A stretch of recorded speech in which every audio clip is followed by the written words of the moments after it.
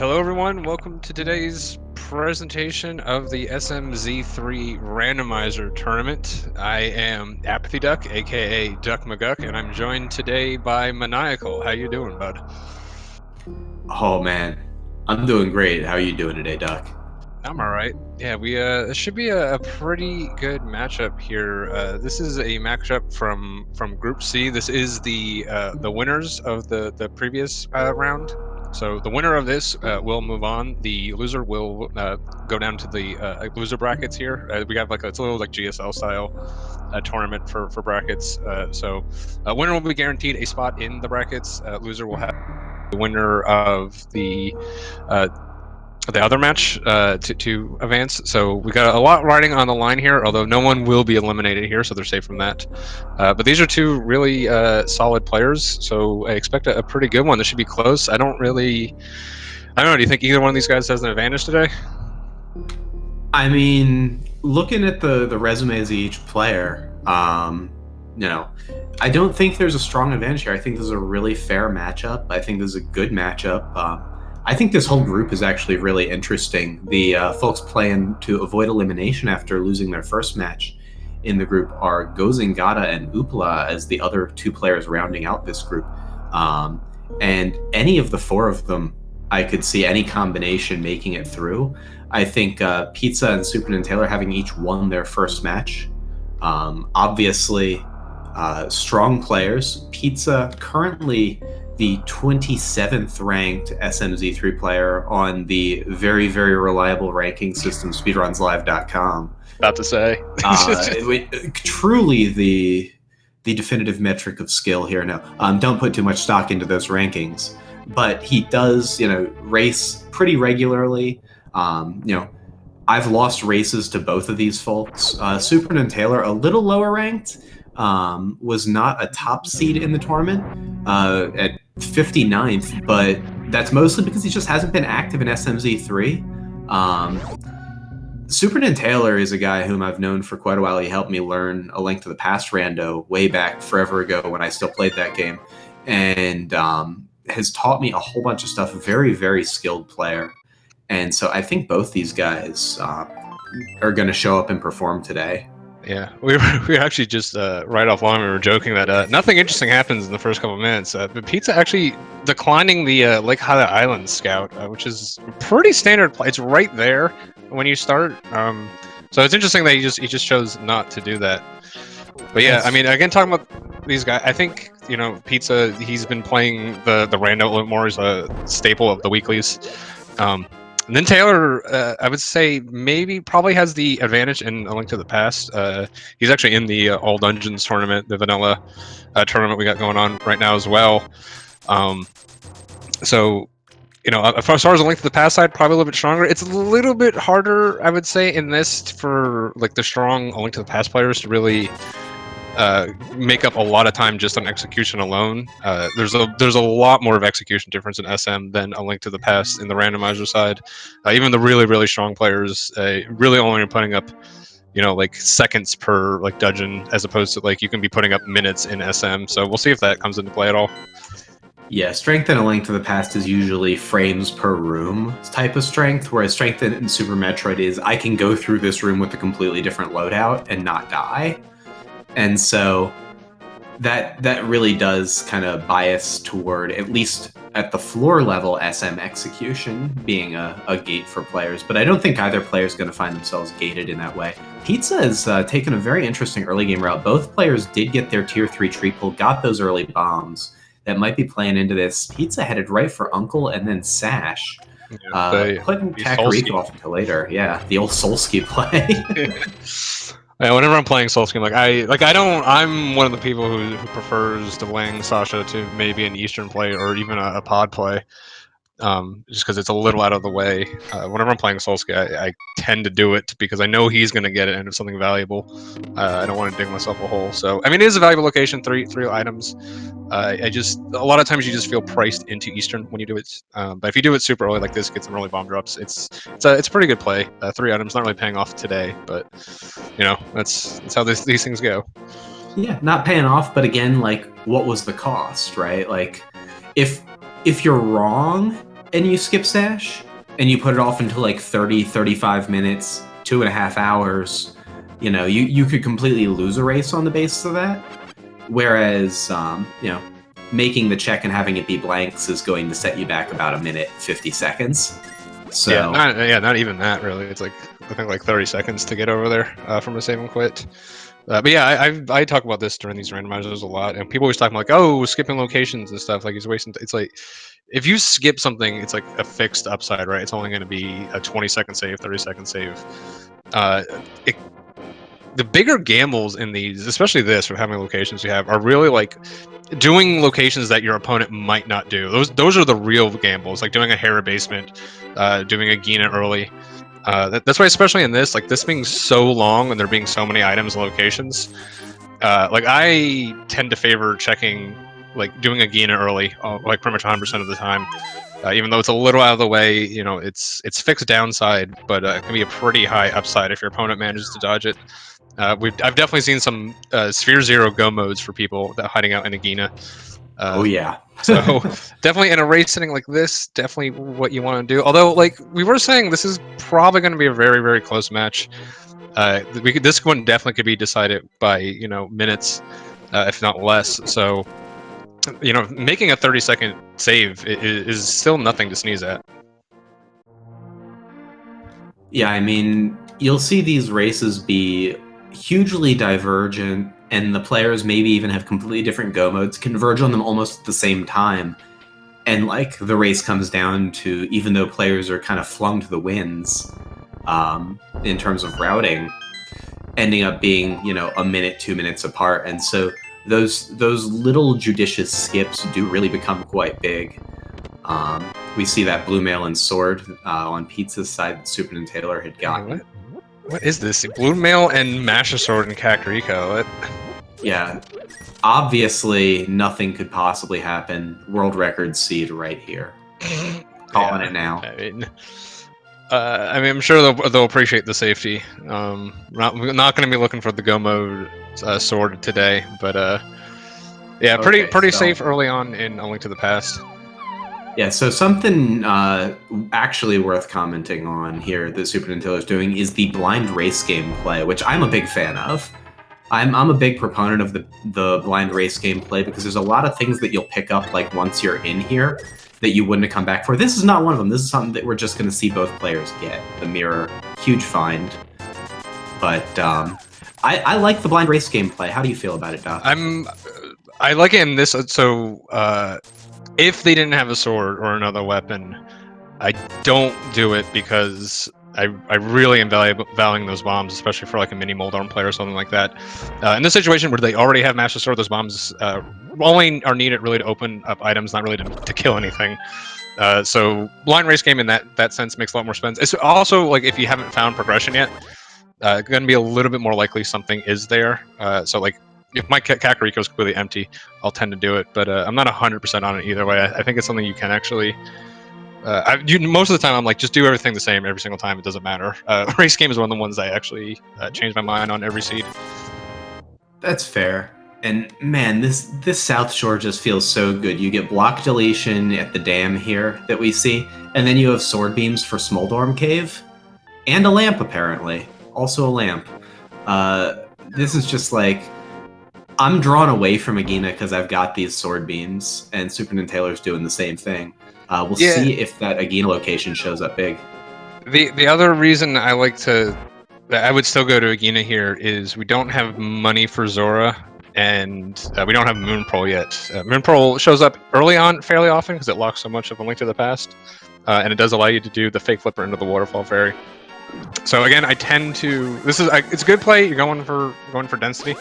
But like it's kind of interesting about the early light roll checks is even though there's some really dense locations, all of them have some sort of negative associated with them. So like Sasha, like I said, you're kind of you feel priced into Eastern, don't really want to go over there twice. Mini Moldarm, you prefer to do it with Moon Pearl and money for those fake flipper checks. Kakariko, you need bombs and money to clear everything out over there. So even though there's a lot of high density early, there's reasons not to do them, which is why there's so much like early route divergence and everyone's got their own little quirks with it. But I mean, at the end of the day, generally all these things are going to be cleared sooner than later. And Taylor actually going to the Ice Rod Cave here. One thing that I actually like to do with Ice Rod Cave is try to couple it in with a Meridia play, because the Meridia entrance is right here in the Dark World. But they are a little short on progression, so that's maybe a reason why he's coming to do it now. Yeah, sequencing CAC before this means that this is one of, the fewer locations that's left. In the sense that, SuperNinTaylor's kind of ruled out a lot of other stuff, and so it can make sense to get that Ice Rod Cave and not just isolate it as a singleton. We see he's turning up and headed toward the castle as Pizza, who's already done some of the stuff like early Uncle and early Sash that makes him look behind when it's really pretty much just at parity. We're seeing kind of how these plays are sequencing out. Pizza's early game doing that Uncle and Sash play is kind of predicated on the idea that you might find that flute, find a bottle, something to help your value when you get to CAC. And unfortunately, didn't really pay off, didn't find anything great there, but we are going to almost assuredly see SuperNinTaylor get to those locations at some point. Yeah, Pizza doing a route I haven't seen before. He did Mini Moldrum Cave first, then is it coming to Dam, and then I assume he's going to go over to Agina. That's really the only reason why this sequence would make sense. It's not a bad sequence. I feel like what you could just do is, because this now is going to isolate Ice Rod Cave pretty badly, so I tend to prefer the Dam into Agina, save and quit, and then just go straight to Mini Moldrum. So, thing that I'm getting worried about. Sorry, I didn't mean to interject. You can. You're right. That was it. Okay. Yeah, I wasn't sure. I was like, maybe Duck was continuing there. I wanted to give you a good deference. But thing that's occurring to me is that space jump in this logic opens that ceiling item in Blue Bryn, and I'm kind of feeling Moon Pearl with the way the loadout's been progressing. But there's that hammer, so maybe not. That's big. So, generally, Link to the Past, just vanilla Link to the Past randomizer, you're looking for, a set of 3 items that are going to get you to Dark World. So you always need Moon Pearl, and then it's either like two gloves, glove and hammer, or like 2 swords and lamp, or lamp and cape, and that's all your Dark World access. So we're talking about Go Mode Aginas. We have a potential today. What was in there? I didn't see it. It was the Bombos medallion at Agina. We do have the mirror though, so comboing in maybe with a Mire Desert play later on, probably not going to get put off too badly. Depends on where that flute is a lot. But yeah, I was saying, so you're looking for either something to give you the Dark World access, or in SM you have the SMZ3. You have the option of also finding Morph, and that being your other big access to a lot of checks. So right now we have kind of like, you're right, we do have a lot of pieces of the Aga puzzle. We don't have Morph Ball yet, although since it's just one item, it can always show up just anywhere. You can also get like a speed or a screw attack for some early SM checks, or even Variasuit if you have access to the mountain. So how do you feel about this play from SuperNinTaylor here, just going to Dark Cross but not having stolen the key? I think this is better. The problem with stealing the key is tell me all about it, because I see no downside. Yeah, I mean the downside is you isolate. If you steal the key, you isolate Zelda Cell pretty bad. I did it one time, and it through a weird set of circumstances, it basically made me triple dip Eastern because I stole the key. So there can be particular layouts that one isolation is really, really bad if you don't steal the key. But it's you're going out of logic. The thing is, the way Zelda Cell works, because you can steal that key, Zelda Cell is actually in the same logic as the back. And the back is easily gettable with the gloves later on, so it's much less likely to be isolated, but it's only one location versus 3. So are you talking stealing the key right before Zelda's Cell? Because I was talking stealing the first blue guard and splitting the 2 chests and definitely coming back. Why would you do... If you're going to steal the key, you might as well clear everything out as much as possible, right? I don't... if you're going to steal a key, I don't see why you would steal the first key, because you can just death warp still. It's not like it's longer. It is in the sense if you end up going back for Zelda's Cell, you basically double travel the stretch between the first and second chests where you get the keys in the front. Yeah, I guess. So if you're committed to getting the Zelda cell check, I think it's basically free rolling the back three and breaking around gloves here with lamp. I don't know. It's such a long walk there. I feel like the extra. I mean, you can also. It's a lot more likely that you're going to get like a map, or well, I guess just the map. Well, yeah. Here we would have been able to get Zelda's cell. Yeah, yeah. It was a map, but that, that's all upside on. Yeah, I would definitely steal the second one. I've never sealed just the first one. See, this is why this game is really interesting, is because we straight disagree about this one, and I think we each have defensible reasons for our stance, and we're just looking at it very differently. Yeah, a lot of it comes... So, like, this match, like we said, is a very close match. Really, they're going to be looking for any advantage you could possibly get. So, in like a match like this, I think we more likely to see like a risky play like that, and just like, well, if that's what screws me, it screws me, and then GG, trying to go for the kill. And like some of the like other like the 1v4 seeds, which are very strong 1 seed, you'll probably see a little bit more conservative play too. So like so far, I've been kind of avoiding those kind of plays because I'm just looking to hundo as efficiently as I can and just win off of that. So it also comes into situations like this. Or like if you're playing like a weekly, or like we've been so used to playing weeklies for so long, we got 4 or 5 up to 10 people. Yep, and weekly metas are a different world. Yeah, completely different. You're really looking for some knockout blows in there to take those down. So yeah, it just depends on what you're trying to do. Really, I think is a large part of it. Yeah, I think as it relates to that escape, and this is the last thing I'll say on it because we can talk about Eastern too. Although Eastern's boring, so I'm fine not talking about it. Yeah. Is I think that your play is more of a swing for the fences, sort of I'm okay isolating Zelda's cell, whereas mine's a lot more conservative. I'm spending a little time to buy 3 glove lock checks, and so I think it's just a bit of a philosophical difference in terms of what that steal the key play is, and I like that they're texturally different in that way.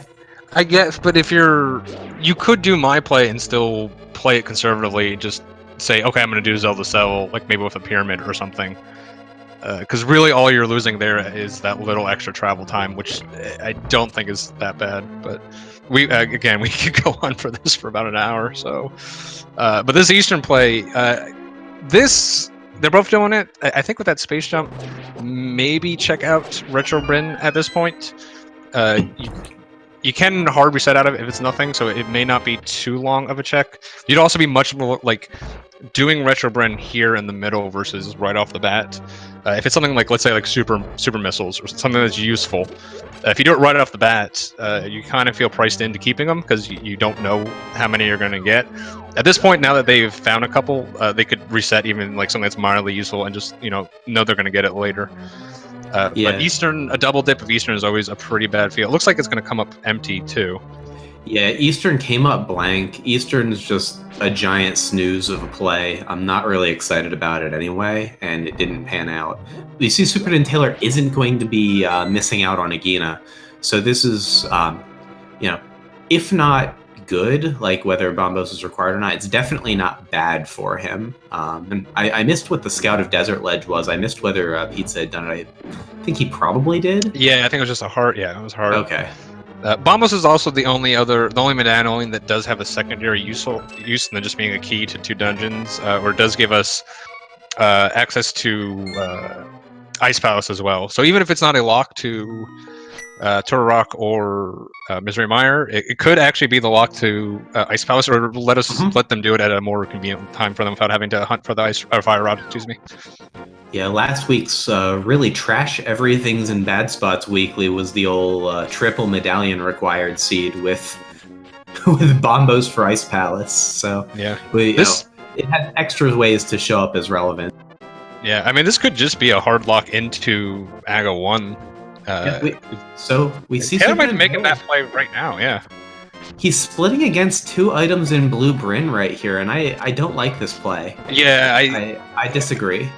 Yeah, the part of the problem, like if you're just playing regular randomizer, you can kind of read an AGA seed, right? If you're like 2 items from skipping AGA, like here, or like you're missing Moon Pearl and mitts or gloves here. Like it's unlikely to be in like the last 2 locations, so you can do an earlier AGA. The thing is, Morph Ball is a single. It's the only item you need really, besides a little bit of ammo, to unlock a massive amount of SM. So it could literally be anywhere at any time. So in SMZ3s, doing AGA before you're literally full cleared everything is pretty risky, I think. Yeah, I got bodied by this again yesterday in a weekly. I did everything I could around AGA except check X-ray. And of course, my Titans mitts were there. AGA was completely unnecessary, and I spent the next 2 hours feeling really bad about those, 5-ish minutes. And so, like, it's such a swingy play to make this AGA play. It is a swing for the fence. It's 1 against 2 locations, so it's only really a 1 in 3. There's no reason to think, other than it being deeper in logic, that it's going to pay out. But that space jump that opened that Bryn ceiling location makes it basically as valuable as the pyramid location. Yeah, Pizza making the finally scanning Lake Hylia, taking a lot longer to swim around over there than just doing the early save and quit.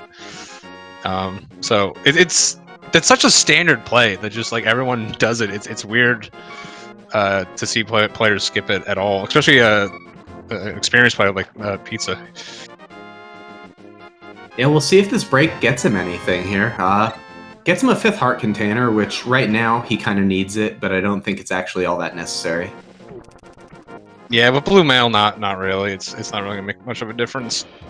SuperNinTaylor showing some nice NMG strats here, getting good RNG in Circle of Pots. I know you can talk all about these rooms. Not showing good execution here. Red guard number 2 being a jerk. Yeah, that not having any hookshot or boomerang there, and not having tempered, there's not really a good strat there, honestly.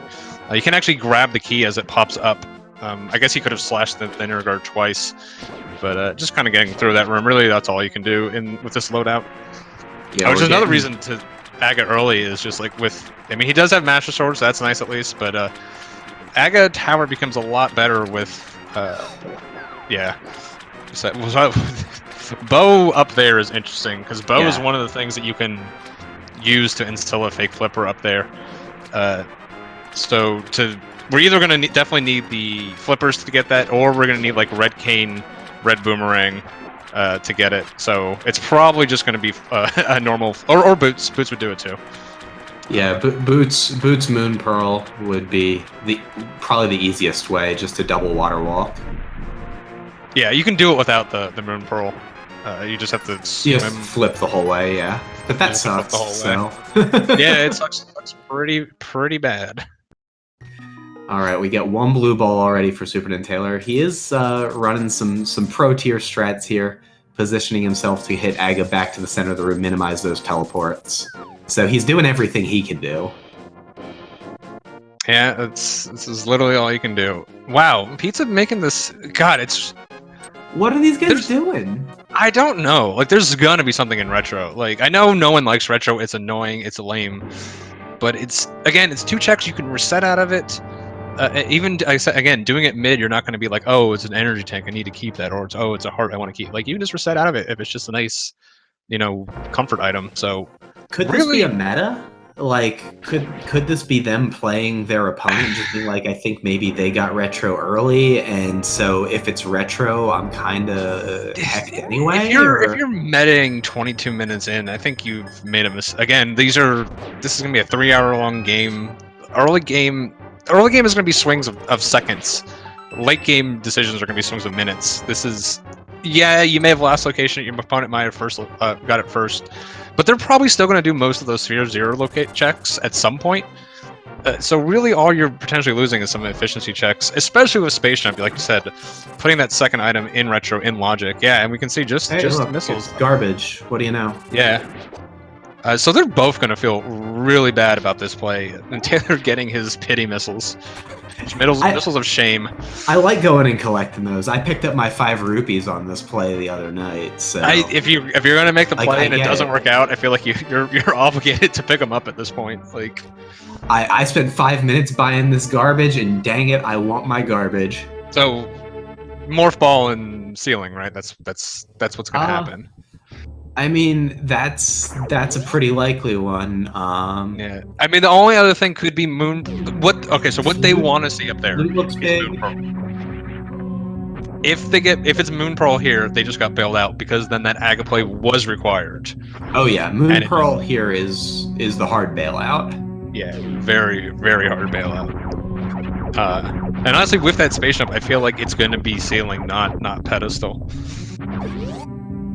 Yeah, but only 24 minutes in here with the Aga play down, with no great movement items. This feels like, at least executionally, SuperNinTaylor's on a good pace for how efficiently he cleared out things. He didn't do the fake flipper play that we saw Pizza do, which is again kind of the differentiation. Pizza was swinging a little bit to try and get around that Aga. But I don't understand doing that Zora play and then, yeah, here's that space jump block location. This is the one I was worried about. But what's it gonna be? Yeah, I mean, it's something, right? We've seen everything else. We've even seen stuff that's not in logic. Oh wow, the bailout. The hard bailout. Holy crap. Okay. I mean, but again, like if you did that early, or even you opened with this, right? Like you would have at least been able to snag also the waterfall fairy items. And it's possible, like, gloves could be in there, right? Like I'm gonna laugh so hard if gloves are in there, because they could have just gotten that Moon Pearl fake flipper there, and then they'd have been in Dark World. Yeah, so that's going to feel good unless gloves are at exactly waterfall fairy for both of our players. They're gonna feel bad for like a minute, and honestly, for their mental states and having to watch them play under whatever duress they're experiencing for the next 2.5 hours, I'm kind of glad it was Moon Pearl there, and that we're not going to see like vignettes of tilt. But I don't know. I'd have been pretty amused by both of them thinking they were 5 minutes behind, and just seeing the wacky stuff they would have done at that point. That'd have been good from a viewer's perspective, I think. Yeah, it would have definitely given a different flavor to the plays that we were going to see. I'm also incredibly cruel, so that's also the stuff that happens to me. So to see it inflicted on other people would make me feel a little bit better. Well, to be fair, the thing that would have been inflicted on you is your own bad decision, which is kind of how it goes. Well, in this situation, sometimes I make good decisions and I get horrible things that happen to me. That's just this game. Yeah, it is. This game is signing up for just taking a mental beating for like 3 hours. It really is, and I kind of love it for that. Yeah. So Nintendo's got a little bit of a pure lead here, except for the fact that he did not do the Zora location, so he doesn't know about that bow. He can pick up some efficiency off of that though, with maybe potentially coupling it in with the catfish check with the mirror. So it may come out to be okay. Yeah, a big part of that difference is, very little on the execution side, but just double dipping the Uncle area, double dipping the Eastern area, and double dipping down past Smoldorm Cave for Pizza. A lot of extra path length in Walk in his early full clear, just on some of the gambles that he chose to make. Yeah, well, the lead is not even just, I think, the extra checks that Pizza did. Yeah, it was all Zora's domain of path length. Yeah, so by the time Nintaylor does there's the glove. So now we have what I kind of like to call true Dark World access, where we can kind of go into Dark World wherever we want. We're not kind of like stuck with this Aga portal, which is pretty annoying. Yeah, this is actually a really convenient thing to grab here. I think, with Mirror here, I like this play. Looks like SuperNinTaylor is headed in the Village of Outcast Thieves Town direction. We haven't seen the map check yet. I would have been really tempted to grab that map check pretty much right away and see if I'm dealing with appended Thieves or not. But Thieves is full clearable with that hammer and easy to get to here from over here with the mirror to get around the midst block. Yeah, especially picking up those gloves. What you can do is get Skate 45, get Dig Game, mirror, and then go right back into Dark World instead of having to save and quit and walk all the way over here. Pizza has Space Jump, but showing off some advanced knockback strats before showing off the Space Jump. It's easy to forget you have Space Jump. Dude, it does. I like never grabbed that thing with Space Jump, and I had it yesterday, and it's impossible, apparently. I was like space jumping up there for 5 minutes. I was like, what is going on? Yeah, it's weird. The hit detection on that particular item can be really weird. I don't know. Just a pain in the butt to grab sometimes. But he does get his Moon Pearl. Feels bailed out, probably. We'll see what Dig Game's got.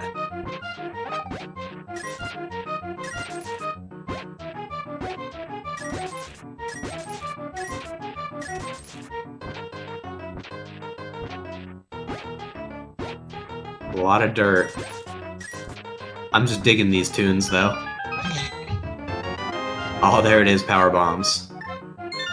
Yeah, definitely. Ooh, yeah, I'm not sure. Huh. Well, you know, yeah, that's a route. We forgot. Yeah, we forgot that. I think he's probably just going to be, saving quitting. Sanctuary? To Sanctuary and coming to it's one of those things. Like, this is such a standard route. Sometimes you don't think about like the more novel ways of doing it, where you have kind of like you're so just used to getting like hammer and mitts and Moon Pearl. That's like 9% of the time that's your Dark World access. So sometimes you forget, like, oh, I can do it in this other cooler way. Yeah. So the real swing for the fences play here, to me, is taking this mirror hammer glove lamp combo and going straight for Tower of Hera and then like East Death Mountain. And there's our Dark World. It is blue pendant Thieves, green pendant Skullwoods, red pendant Turtle Rock. So not a great layout. Yeah, the pendant Turtle Rock is always nice because it does two of the worst things for Go mode is Ice Rod and whatever medallion unlocks Turtle Rock. So it does take that off the table, unless of course Trinex has something, or Turtle Rock has something in general. But they won't be looking for those specifically. So Turtle Rock can be pretty annoying for late game hunts. Bow is generally the other real big one, and we already know what that one is. So that's also off the table. Yeah, which that's of course Pizza's knowledge, not SuperNinTaylor's knowledge. But yeah, but he's probably not going to dodge that whole area. Yeah, that'll get looked at some point. Yeah, Catfish to mirror into Zora is a nice, convenient play. Pizza gets his glove. We'll see what he does. So, knowing now that it's double pendant over there in West Dark World, which SuperNinTaylor does not know, because he didn't map check. Like, that's a weird route, but I do like getting this play to Death Mountain. There's those flips.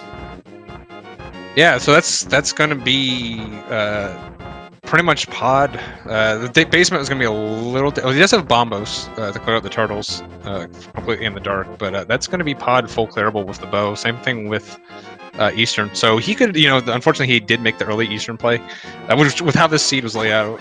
Well, I know, you could have done retro, but yeah, but then you still would have done Eastern before doing Aga, so who cares? Yeah, you don't feel bad about doing the Eastern play here. You're just like, okay, pretty much everyone's priced into it. Yeah, if you somehow skip Eastern and make the Aga play, congrats. Yeah, but he can at least, at this point, he will need to finish off Eastern. He can at least combo in with pod when he finds that bow, which will probably be sooner than later. Those flippers don't unlock a lot, and since he avoided all the fake flipper checks, he's probably gonna be drawn to those sooner than later. Didn't check high jump E-tank though, which is kind of interesting. I would have peeped that right here. I like doing that after East Death Mountain. You do have the old man saving quit. It really just puts it as a node. And so I like that because if you do find something to put you back into Super Metroid, it's easy to get back to the ship from the high jump check. Yeah, you can use that as a soft reset node. Yeah, it just, if you're gonna save and quit, it just becomes kind of like a one-way trip out here just for that one location. Kind of isolates a little bit.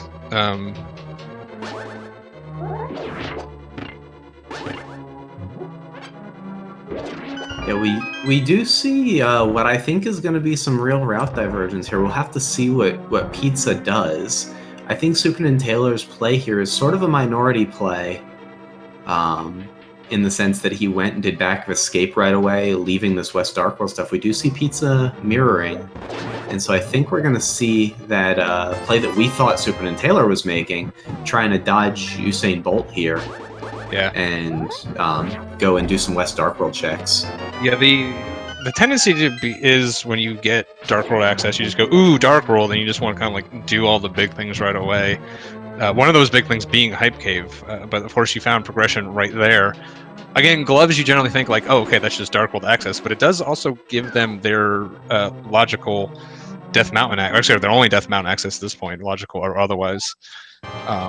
So this is actually the progression. If you're just hard chasing progression, Glove doesn't really open up anything else in Dark World that they didn't have already access to. So this could be the right call. Yeah, this is a deeper sphere for sure, and we see chat is still on it. If by it I mean the Alpha Power Bombs check that is opened up with Space Jump up Red Tower, and that might be a reason that SuperNinTaylor wanted to split against doing that high jump E-Tank. It's possible to feel priced into making that Alpha Peeps play. I wish they would get rid of that one. So what's annoying to me is the only reason it's in logic is because the doors got changed, because there's supposed to be the power bomb door, which would be a one-way soft lock, but they got rid of that to put it in logic. It's like, just take that out and get it back out of logic. Like it's a vestigial feature from, like a vestigial appendage almost from Super Metroid Randomizer that got to hang around a little bit. Yeah, but there was other, like, I know the ledge for Upward Norfair got changed, so you can just jump up there without needing, like, none of those changes, none of the changes you see in SM Randomizer are in this. This is completely vanilla, except for that one door, I think, is the only thing that got changed. And I'm just like, why? that check is so annoying, and it could, especially in a tournament like this, you know, if you're up against someone who's a lot better than you, make that Alpha Power Bomb play, because your opponent's going to last location it by a good minute.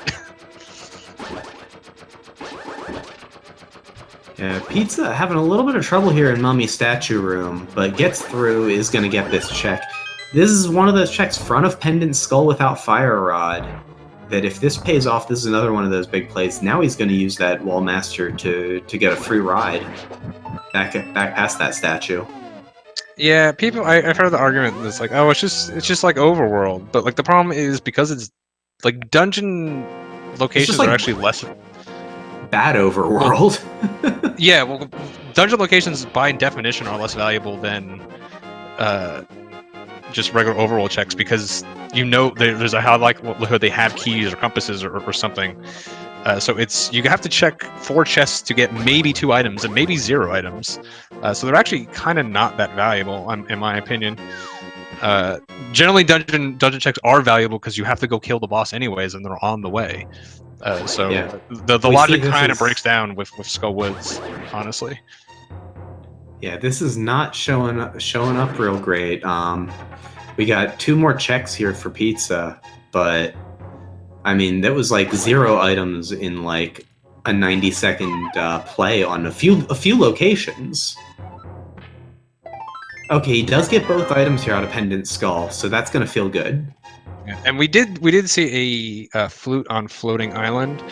That flute on Floating Island is probably the counter argument to this play. One of the big things, this kind of trek up to this East Death Mountain area, it takes a solid minute and a half, especially with the type of access they have right now. So one of your goals in these seeds is to minimize the amount of times you take this trek. So what may happen is, like, let's say he finds Mitz next. He's going to be pretty tempted to come up here just to get the flute, but then he's going to isolate Hookshot Cave, and then if he finds Hookshot Cave, yes, might have to make another climb, and then it may be Pendant Turtle. So he may, you know, Nintaylor may be making a 4 or 5 DM trek with making this play so early, and it's really not paying off right now. How do you feel about that miserable book? Because I feel real bad about it.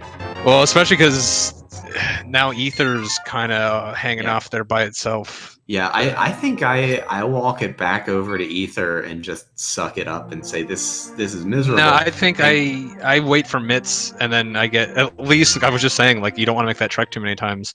Wait for mitt. You know you're coming back up there for flute the second you find mitts, right? You're getting that thing as soon as possible, especially if that's going to be your lower Norfair access. Yeah, so we did end up getting what, 5? Yeah, 5 more locations showing up in Logic right there in West Darkworld, with Pizza finding Screw Attack at Sea Hut. Yeah, that's a bad piece of progression. Yeah, Screw Attack is the worst opening item because it not only opens up the left side Criterion Bryn locations. You got to go all the way to Prink Bryn to come back up. It also opens up Old Mother Brain. So you have to go both sides. It's not just that. Here it also opens up front item of Gauntlet because of the space jump.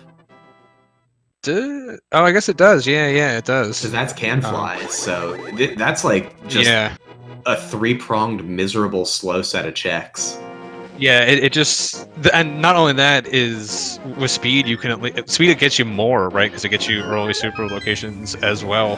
Yeah, it doesn't even get you that. So it is the, like, you always like having Screw Attack. It's a really great item to have, but it being your opening item, you go, I wish I didn't have this. My life would be happier if I didn't. Yeah, I would rather have like anything but this Screw Attack right now until I've got those checks off the table. Yeah, and by the way, Nintendo did not go back and check the high jump E-Tank, which was kind of my argument, or Ether, yeah, but that was kind of my argument just to do it right then, because you can just save and quit back to it, but once you've already done everything and you've saved and quit, now it's just an item location by itself, so you're probably not going to come right back, and if it is something, which, it's a decent chance right now, because again, we're kind of running out of places to go. That glove sort of ended up being, well, I guess the book. Yeah, we got that book. We got Screw Attack. I mean, Desert might not be boots locked, and Desert's a crystal, so. Yeah, but it's sure as hell is fire locked. I can tell you that. We got. Oh, we do have the lamp. We do have the lamp, right? It's not on the. So, like, I'm looking at completable desert here. Yeah, I'm feeling like go get a crystal. Yeah, you could be. I think. Yeah, you would be right. Go to desert. I would do. What I would do is I would do Bombos into desert, I think. Does SuperNinTaylor know the map? Did he do a Dark World map check, or is he just kind of going by the tunes? He knows it's pendant now. Assuming he's listening to the music and not listening to like other music. Yeah. I feel like SuperNinTaylor, I know him well enough that he would not be listening to other tunes on this. He'd be focused in and taking what the game gives him. So I'm sure he knows at this point. I'm seeing in chat someone saying yes, which I assume is to my question, because there's absolutely nothing else that anyone say yes to. It's very much centered on me. But we get that mirror check above the graveyard. That'll be interesting. This is one of those locations that's very easy to isolate and very hard to route in. Oh Lord, that's bad. So, well, I don't know. I feel like Nintaylor is probably going to be. Yeah, it looks like he's coming this way, anyways. Yeah, it looks like not he's headed in that direction, but yeah, probably going to do these Skullwood checks. As much as I was complaining about these checks, we're kind of getting down to everything is bad. So just do this. It's definitely at this point I agree with it, just because nothing is good. So just bite the bullet and do it. So he almost surely will be finding that morph ball. Which is good. Would have been really bad is, like we were saying, how bad the Screw Attack is. Chasing down Screw Attack when Morph was sitting in that same sphere would have been a disaster. Okay, yeah. So he knows about the pendants. He's found 2 of them, and oh, here they are. Yeah. Hey, these are pendant tunes. He is going to get his items out of Skull, and it's kind of nice that he did sequence this West Dark World late. It gives him better odds to want to make that stupid graveyard ledge play. Also, that makes that screw attack feel a lot less miserable. Yeah. Well, now that you've we were saying screw attack is only bad when it's literally the only thing you have. Once you have morph, it becomes amazing. You go from like I really wish I didn't have this to I'm so happy that I have this, especially because we don't have any other beams. We can pretty much just use screw attack in lieu of actual shots. So that was a nice bounce. Yeah, that was a sick pinball strat there. But yeah, that morph location, that's got to be one that's like a feels good location for Pizza. So, just because it's very easy to isolate that against flippers and screw attack checks, which seem attractive. Yeah. So, and Pizza making this high jump tank play I was talking about. So, if you're SuperNinTaylor, you're going to get your morph ball. He does have those flippers, right? He's probably thinking, I'm taking this into Catfish into Zora right now. Do you think he still does those checks after finding morph? I finished the play, yeah. Catfish into Zora, you've got the flips. It's easy to get over there. I'm not bailing on this, but he is going to have to walk around the long way to get to this ledge. Like that's the real beating, is they don't have an easy way to this ledge. They have to go the long way. But luckily he was able to route it in clean with Zora's domain. With finding such a huge item like morph, I'd be tempted to cut the play off. Especially, I mean, well, you've already done pyramid, which is the other kind of natural coupling into Catfish. You could potentially do it with the 5/6 Pyramid Fairy. I also do like the Catfish into Meridia play later on. Whether or not you have flippers, it's a little bit dangerous without flippers. So we'll see if he does continue this play. It looks like he's going to. There's no reason for him to walk out if he's just if you're saving quitting, you're saving quitting.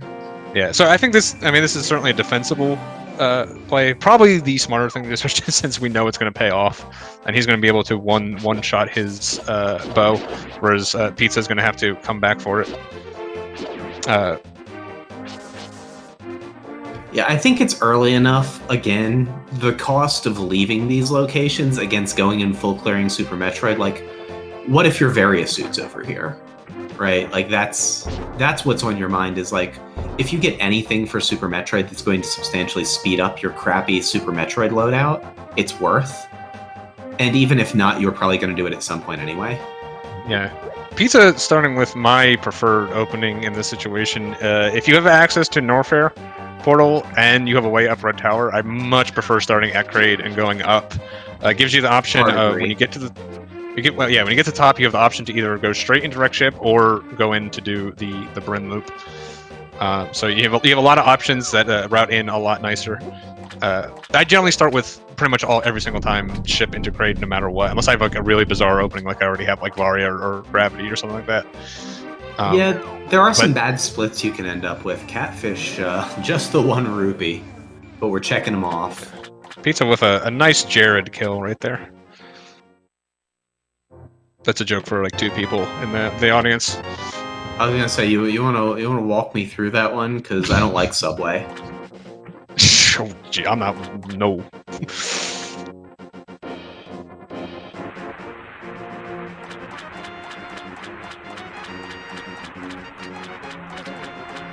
So yeah, Pizza found Gravity behind Crade. SuperNinTaylor's finding his bow here at Zora Ledge.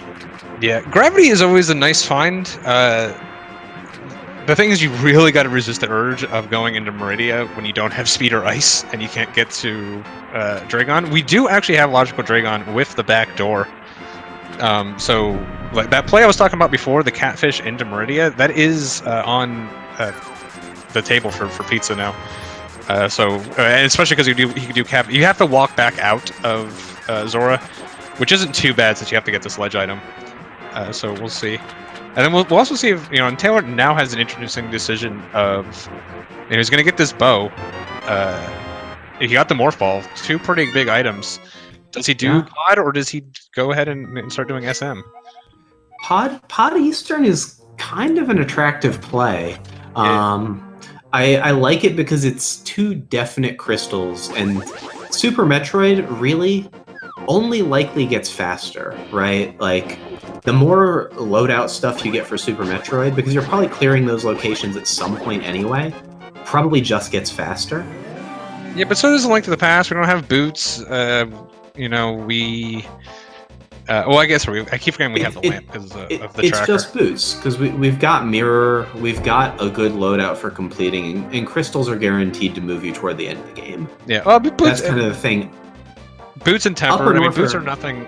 Boots are nothing to sneeze at as far as just efficiency of clearing Link to the Past is, especially for a guy like SuperNinTaylor who knows the NMG strats and everything.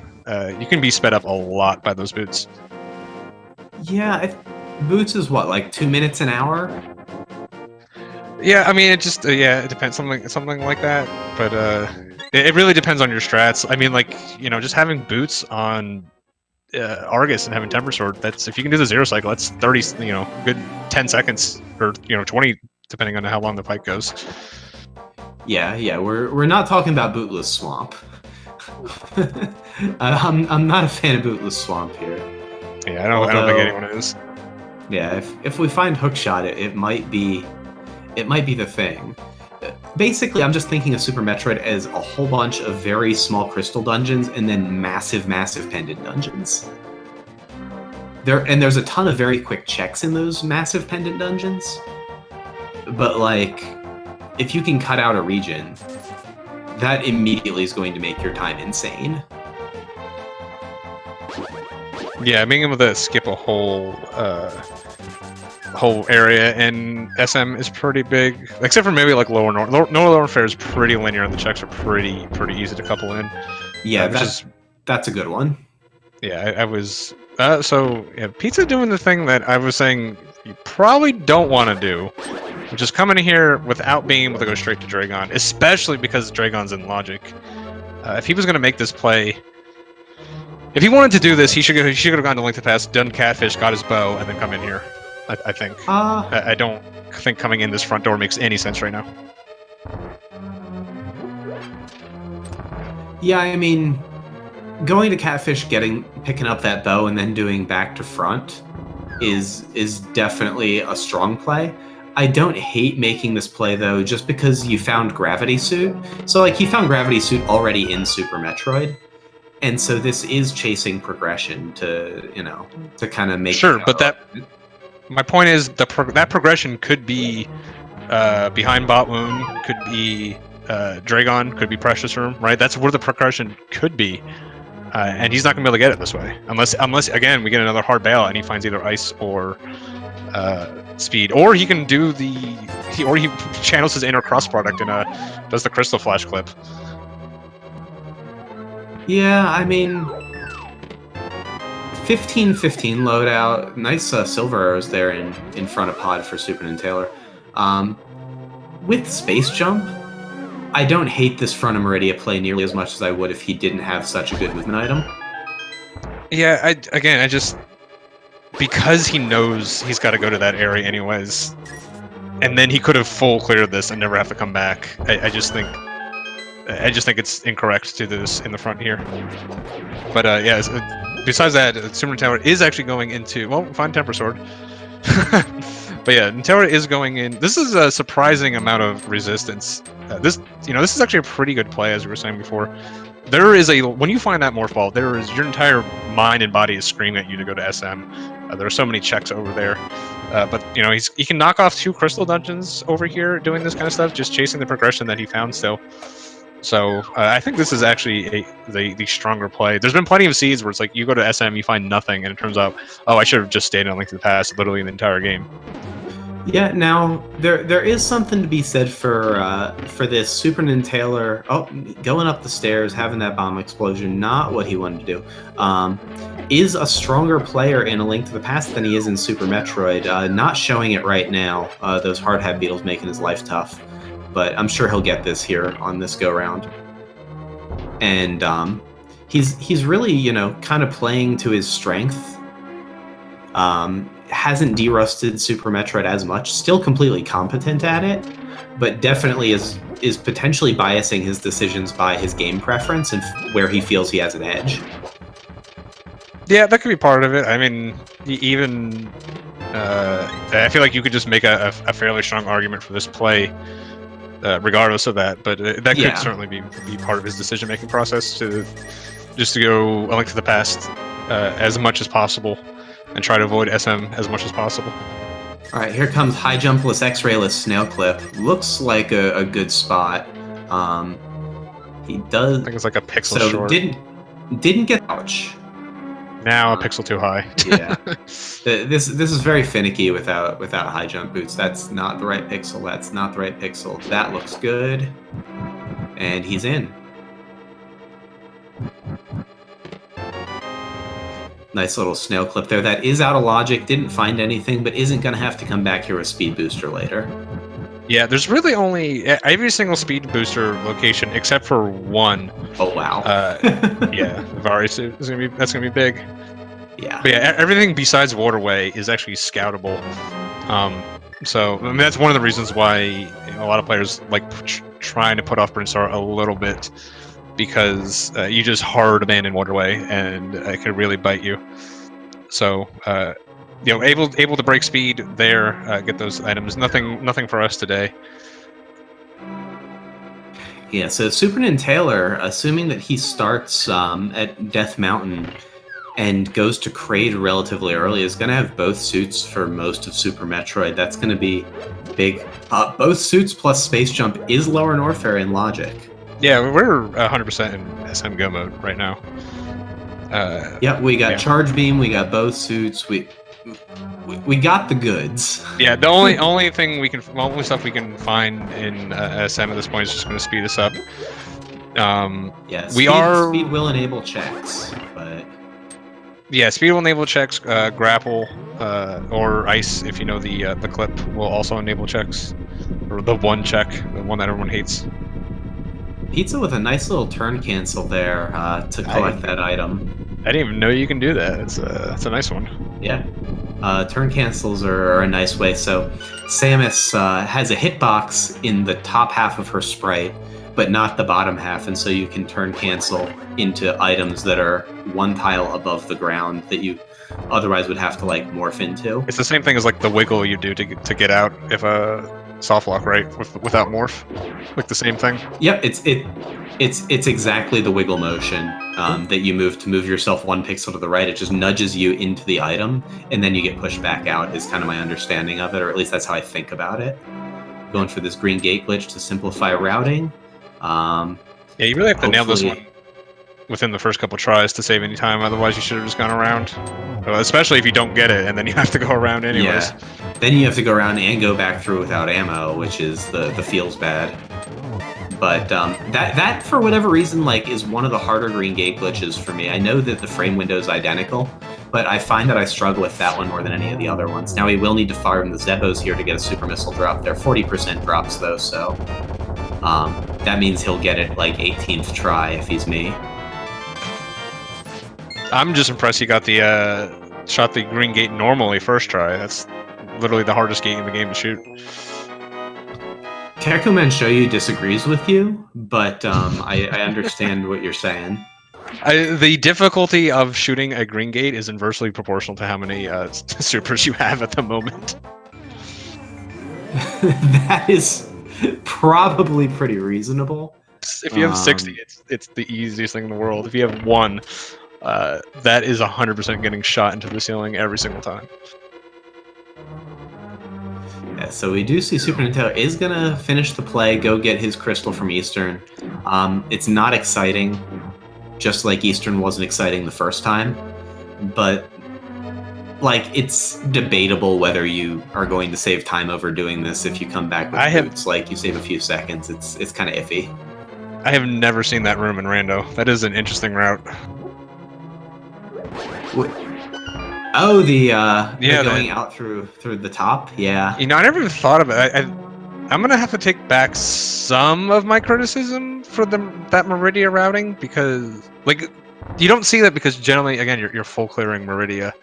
Yeah, generally you're not doing front of Meridia to other stuff. It does actually. I didn't even really consider it. It does put you all pretty nicely into these checks. So, that being said, I still just would have go ahead and just kill Dragon. Just go into the back, especially because you know there's an item over in that link to the past area that you need. Just go get it. Just do it. Yeah, I do like it though. It was acknowledging and committing to the front of Meridia only play, with knowledge of this as the intended escape, basically. Because I mean, we did see that early play up to X-ray ahead of Spazer to not isolate and fork that location, basically to split everything very cleanly and set up for a Bryn loop into a retro Bryn cleanup. And so he's managing the map very, very well. So, I mean, this helps that play a good bit. Yeah, there's a lot less like routes you can take through SM, and like I'll say this at least of me, like you can very easily just get locked into like kind of like your standard 4 or 5 like ways you'll route the game. But it looks like Pizza is declining the wreck ship play right now. Makes wreck ship can be a little bit annoying, a little bit slow, especially if there's nothing there. Yeah, I like Moat Scout. Yeah, if you're gonna come with there, you at least scout the moat. Definitely makes sense. But maybe trying to put off wreck ship until you have speed. Don't want to isolate the wreck ship reserve. Although you can scout it, so it's not gonna be hard to isolate it. You'll know if it's something. But it's always feels bad to come back over there twice. Yeah, I don't mind the play here because you've got charge and you've got wave for an easy quick fan tune. You can do like an X hybrid or something, so you don't even need to go for Dopplers. You've got good movement through wreck ship. You risk isolating the speed check, but you can at least scout it, and it's kind of a low % thing anyway. So I kind of like the wreck ship play there. The one thing that does push me away from that is his ammo was absolutely terrible. Yeah. Brinstar is pretty big location. Unless you're going to try for a hard Brinstar skip, it makes sense to do it now.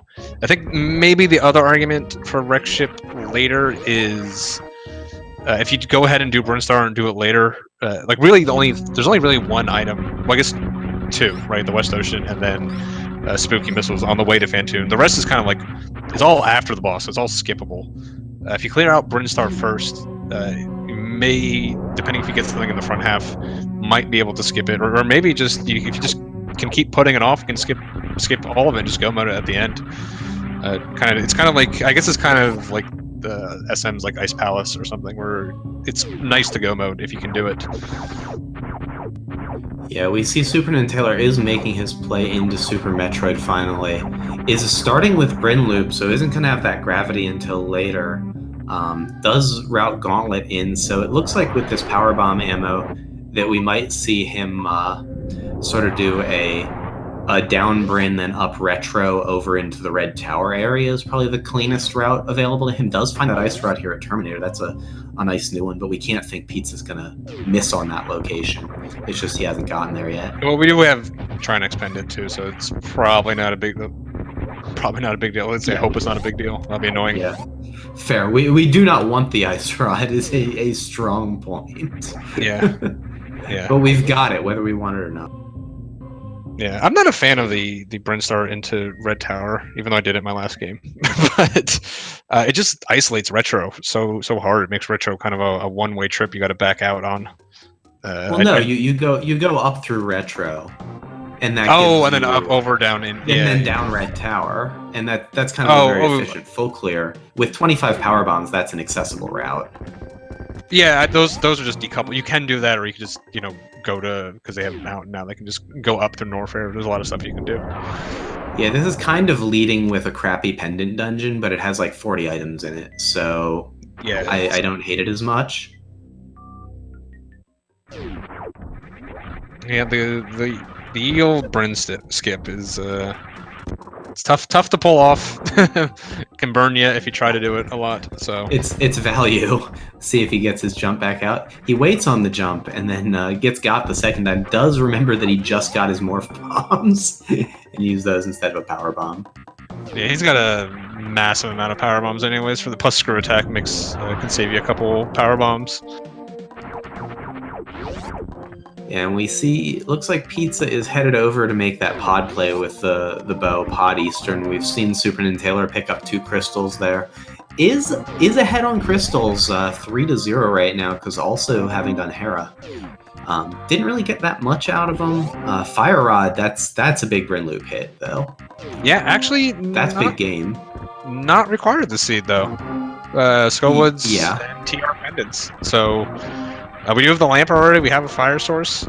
So far, really, all Nintera's found is stuff that is not guaranteed to be needed. Varia, but yeah. All he's finding in Super Metroid. Yeah, I'm saying in this Bryn Loop. Okay, yeah. So far, Bryn Loop, just luxury items.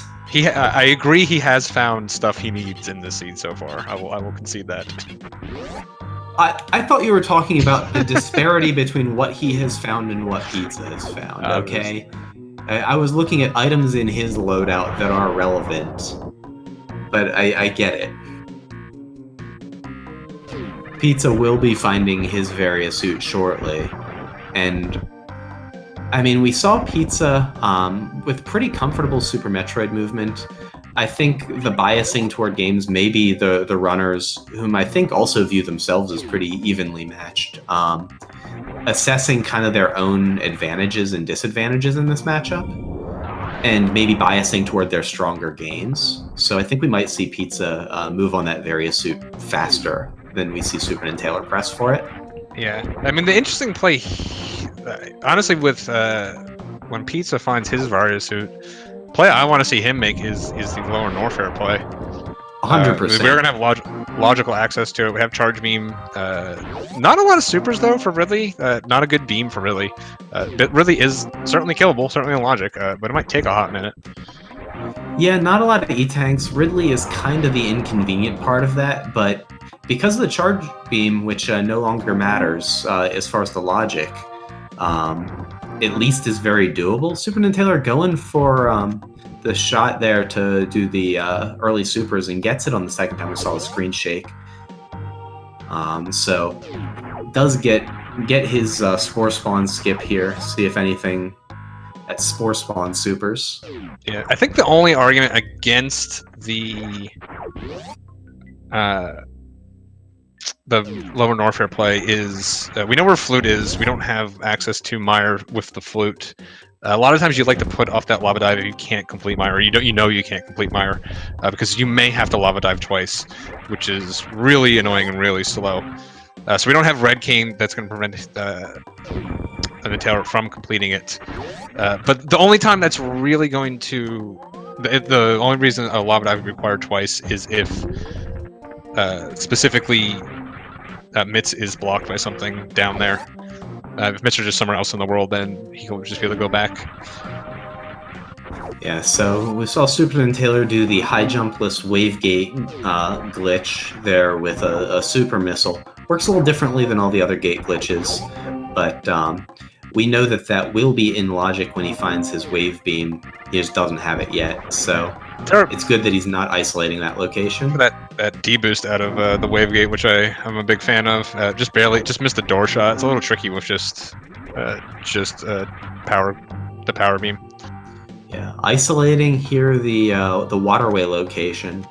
We don't have speed booster yet, so both runners, if they do Bryn Loop with this loadout, will isolate that location, unless they decide to do something very, very dumb, which I would not advocate to get to it. A lot of power bombs for SuperNinTaylor, though, up to 40. That makes this a very, very cozy route indeed. Yeah, Nintendo playing pretty well, and seeing him go for that D boost. But you can see like some of the rust, or like just not having the SM now, like not prelaying the power bomb coming across to check the green hill zone, so this door's open when you look back to it. Just a little time saver, stuff like that. Yeah, I'd say Pizza definitely has the Super Metroid edge, and SuperNinTaylor definitely has the Link to the Past edge in this matchup. And I kind of like matchups that fall that way, but where neither player is a disaster in their not dominant game. Yeah, this is definitely that definitely have strengths in each game. Like we were saying in Taylor, having a little bit of edge on like the pass. And again, it is. Oh no, is he? SuperNinTaylor. No, Right. Okay. Okay. Yeah. He went into any percent for a minute. Yeah, forgetting he doesn't have screw attack in any percent at this point. Yeah, we do want to see the beta missiles and the Billy Mays checks here. Yeah, getting the supers are pretty again, kind of starting to think lower Norfair. So picking up super missiles with this loadout, definitely every super missile is going to speed up that fight drastically. Each pack is 3,000 damage. Really. Yeah, super missiles absolutely at a premium at this stage. Probably don't want any more power bombs. I don't think we're gonna go for the old 40x Ridley. Yeah. Yeah, even Sloter's noped out of a power bomb Ridley fight the other day. I had to do it in a puzzle at one point. You had to go get 30 power bombs to kill Ridley. Or whatever number it takes. I guess it takes 30 supers, so it takes what, it takes 45 power bombs, is that right? It depends if you double hit. Yeah, well, you have to double hit because they're 400 if you double hit. Oh, okay, yeah. I've done one puzzle ever. I got second place, and then 2 days later I did it wrong. And then, I was like, oh, I didn't do any of that. Yeah. Ooh, there's a hook shot, so we can actually talk about things that are open to our runners now. That's Swamp Palace. How do you feel about Swamp? If Taylor finds that tempered sword that Pizza has a little bit better. Still boostless though, so it matters a little bit less. Oh, we're getting the behemoth climb. We're getting a hybrid here. We're not getting the Criteria Supers Scout. Yeah, I've gotten into a debate of the Criteria Super Scout with was it with Solsky? I bet it was with Solsky. Solsky and Cutie actually. Cutie had an interesting argument where it is a very slow one. If you're doing it like later, like this, where you still don't have speed, probably best not to do it just because you're putting so much off. Ironically, it almost came real close to screwing Solsky in his match because his go mode was actually in Waterway, but he didn't do the scout. So I was commentating that one, and I was like, well, if it's in Criteria Supers. Oh yeah, 50-50 chance. He's gonna be real mad because he could have seen this a long time ago. Yeah. One of the hidden advantages or disadvantages of it is that if you know that but then don't know Waterway, it can really, really like super isolate Waterway. But I still don't hate the scout. Yeah, but I always hate that. I've heard that logic with the desert ledge scout too, where it's like, well, if you don't scout the ledge, then like it draws you to desert more, and it's like, well, but like if you're in a situation where you're like a pixel away from it, right, and you're saying like it's better, it like doesn't make sense, right? It's better not to look at it. I mean, you can make the argument it's not worth the time, sure, but like I don't like the argument of like, well, it like I prefer just not to know. Like that doesn't make any sense. Like knowledge is always better.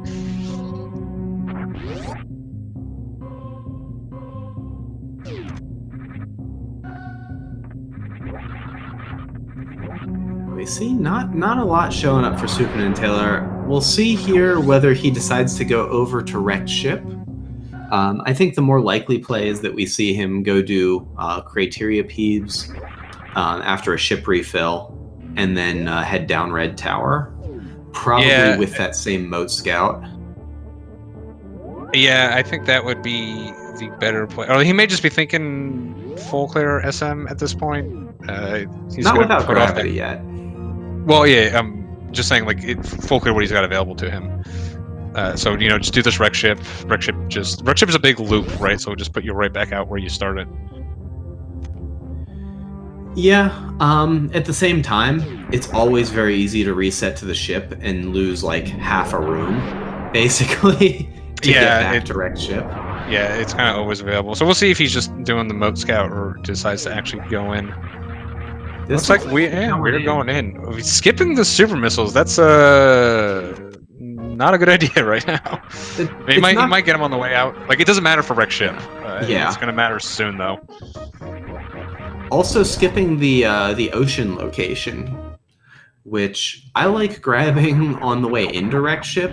A, in case it's something that'll help with wreck ship. B, so I don't stoops and forget it on my way out of wreck ship. But yeah, that's just because it's habit to do early for me. Yeah. If you have gravity, it makes more sense to do on the way out, I think. Just because you can run straight there, or you could always find gravity in here to speed it up. If you're not, I think if you're not thinking of the attic skip, it really doesn't matter all that much. I think the only thing, and I guess it could be speed, it could be high jump that would speed you up in here. Although high jump in here actually kind of sucks more than it helps, to be honest. For a lot of things, yeah. High jump just, I don't think SuperNinTaylor has enough like high jumpless movement experience with these rooms in the sense that he's not a new route runner or something. Yeah, well, it's just main shaft is built to do without a high jump. It's a nightmare to try to do it efficiently with high jump. But it's intended that you would have high jump before you get there, so maybe it's just built to be awful. Yeah, that's what people complain about all the time. It's like, this is built wrong. Like, even with, like, I'm not a new route runner. Whenever I come in here without boots, I'm like, oh yeah, this is much better. this is way easier. It's built for people who don't have high jump boots to be able to get around inside the ship, which, like, I can, I guess, kind of get behind from a deep lore perspective. Who would require their ship to need high jump boots to get around? Who requires their ship jumping to get around? It doesn't make any sense. Yeah, let's go down to the canteen. Just hop on up there. Like, that's not how ships work. I've not spent much time on ships, so I haven't either. I'm just assuming they're not jumping around the brig. I'm just saying, like, this Galactic Federation here designed Ceres Station with a bunch of jumps as well. So I'm thinking that just might be the MO of these people. Yeah, OSHA's gonna have a field day of those people when they get back to Earth. Maybe they're supposed to, like, have ladders or something. Probably. Definitely a guardrail, at the very least. Chat's encouraging me to look at Fusion, but I encourage nobody to look at Fusion. Just disregard that game exists. I liked Fusion when I was, a kid, but now play Zero Mission. It'll be fine. Now I'm a big boy, so I liked Fusion more than SM as a child, and I can admit that I was wrong. That's strong. A, revealing that you're like 15 because Fusion was out when you were a child, and B, preferring it to Super Metroid is strong. I said I was wrong about it. Jeez, give me a break.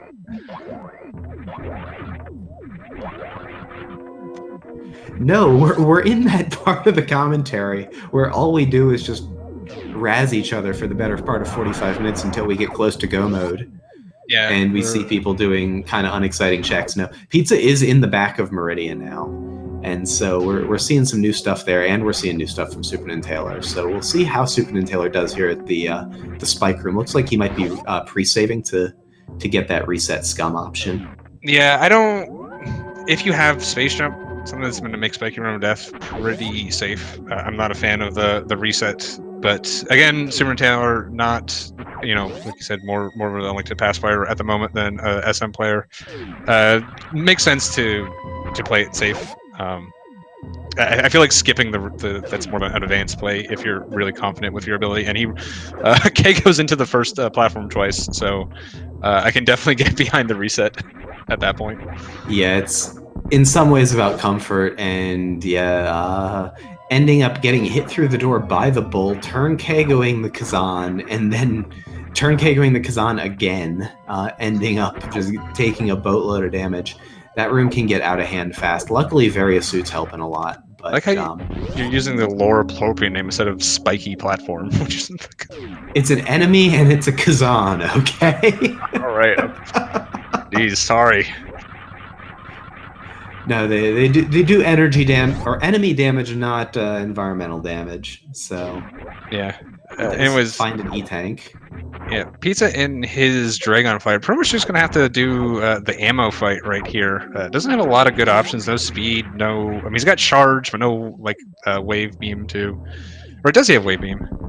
Well, I guess it He doesn't. has charge wave, but like I getting guess an yeah, X an set up X-Factor. on Dragon is kind of Without crappy. Without speed, yeah. I think have that people fun. only knows setups with speed, but it's having a pretty good ammo fight right here. It takes it down. Ammo fight's pretty slow, but given the options he had, you know, that was pretty much the best fight we were gonna see. So not as impressive as some of the fancier fights you can see on Dragon, but we didn't have any of that stuff. So just doing a good job finishing off that fight with what he had. Yeah, SuperNinTaylor in an epic battle here with a ceiling and with an atomic, but makes it through. Yeah, I was trying to do Getting the a little little bodied here. the clip there, and I think it just doesn't quite know how to do it. Yeah, it can be a little finicky. You have to kind of get your feet stuck in the floor a little bit, and there's a few different ways to do it. But what he was doing was clearly not one of them. Yeah. I don't really know the We see- detail. I just know, like, jump and hold angle and then just jump again, and it seems to work. So I'm like, all right, cool. Yeah, have to basically expand your hitbox by angle and by using angle or some other way to get yourself into that sort of a crouch, and then do a neutral jump while not holding angle. Another E-tank here at right side supers. I like this play from Pizza. We are going to see that plasma check right away. Is in logic because of the space jump and the screw attack, and it's definitely one of those one-off locations that people can really isolate. Yeah, did he save so he can save scum this one, or I didn't see? I did not catch that on the Dragon exit, I'll be honest. So we'll see. If it's crap and he resets, he definitely saved. Or he had a big brain boob. Or that. Let's hope not that. Yeah, no brain boobers. I'll be holding my breath until I see what save station he pops out on. It is Supers. Looking like he did not save, but Yeah. Supers not worth the 50-ish seconds you're gonna have to pay to travel back from here to the save portal. Nice space jump through. See if SuperNinTaylor can get the height he needs to get up here to do this ceiling check. Just missiles. Wreck ship so far coming kind of blank. A lot of E-tanks though, so not too bad. Yeah, and Taylor has a lot more E-tanks than Pizza here. Like Pizza down only on 2, some amount of reserves. I mean that's not too. You know, you do any percent on like 3 or 4 usually, and honestly the 4th one's mostly for a refill or more than actually needing the 4th tank. So not too bad. Maybe be a little nervous in lower Norfair, but should be fine from his side. Yeah, I see chat postulating about a forgotten highway play that clearly is not happening, but that would have been an absolutely wrong play to make. So it's good that he didn't do that. It would have been a really forgotten slow play to make. Yeah. Especially in this where you can just reset and then straight up slower. You're literally right.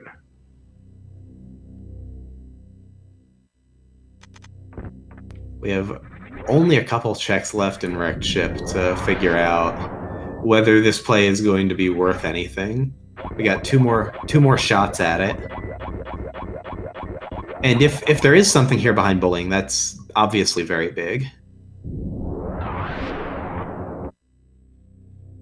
Because meanwhile, SuperNinTaylor has kind of given back a lot of that lead. We're tied up 4 bosses to 4 if we sum across both games, and Pizza's making his way up to Tower Hera. Quick boss there. Quick boss for SuperNinTaylor in Kraid, though, so it's kind of kind of at parity, which is what I expected for this race, does remember to get that ocean item. Yeah, I mean, I'm really thinking this lower Norfair play is the one to make. I expect NinTaylor is going to head down to Craig, get his gravity suit. Hopefully, at that point, I mean, we haven't seen any of Norfair. Yeah, none of it. They've both avoided it. So at this point, like I do prefer the lower Norfair into upper Norfair. That just spits you out right there. The other reason I like the lower into upper, the same reason I like backdoor Dragon, is if you find the thing you need right away, you can just not do the rest of it. So if you find something big in lower Norfair, you can just skip upper Norfair, or you can skip Croc. But then you do have the option of just doing like lower into upper into Croc and full clear if you want, if you're still looking for stuff. So I think it gives you more options. Just beeline the thing you 100% need, which is always the bosses. I want to do those as soon as possible in all situations. I do like that, but I kind of see the other side of it here. I'm gonna be an upper Norfair into lower Norfair play here, just because things you can find help your loadout for Ridley. You could pick up an extra beam or something. You could pick up what you need for Meyer, which is big. The Meyer part is more persuasive than the loadout for sure. We've got 25 supers. We got screw attack in space. Like, unless you're an SM pro and you know like the exact correct strats to do in every single room with that loadout, it's really not going to speed you up that much compared to the loadout we have now. And even if you are a pro, it's still going to be in the margins. Yeah, it's mostly the Meyer play that's getting me into the upper Norfair play. Yeah, I think you're actually right, dude. Maybe not Croc necessarily, but I do think probably upper Norfair at least before lower Norfair because of that. The other thing is like with lava dive access to lower Norfair, not having the flute, I feel like you're always priced into doing GT. And in this situation, you'd also have to farm your supers back up for Ridley, which is pretty slow. Okay, SuperNinTaylor thinking about that orange door, deciding, no, I'm actually going to check X-ray. Good. Would have been distressed to see him make that skip there. Yeah, we know it's nothing, but it's good to be thorough. Unfortunately, this jump into the morph here in X-ray, I cannot do to save my life. Look at Taylor got it. I'm mad. It's harder with high jump boots, I find, just because you have so much less time for the input. But yeah, it gets a very nice jump up there, and is able to scout the item and get out before the gate traps him. So pretty quick little trip to check X-ray with having space jump. It's not bad at all. Yeah, space jump and screw, like Hundo puts off X-ray to like one of the very last items, just so you can space jump screw attack through it. And it's great. Well, I guess it's space jump screw attack back through it. The top players get a spike shoot to shine through. Yeah, depends what Hundo route, but if you're using the late Croc route, then all 8 players in the world who should be using the late Croc route have the option of spike suiting.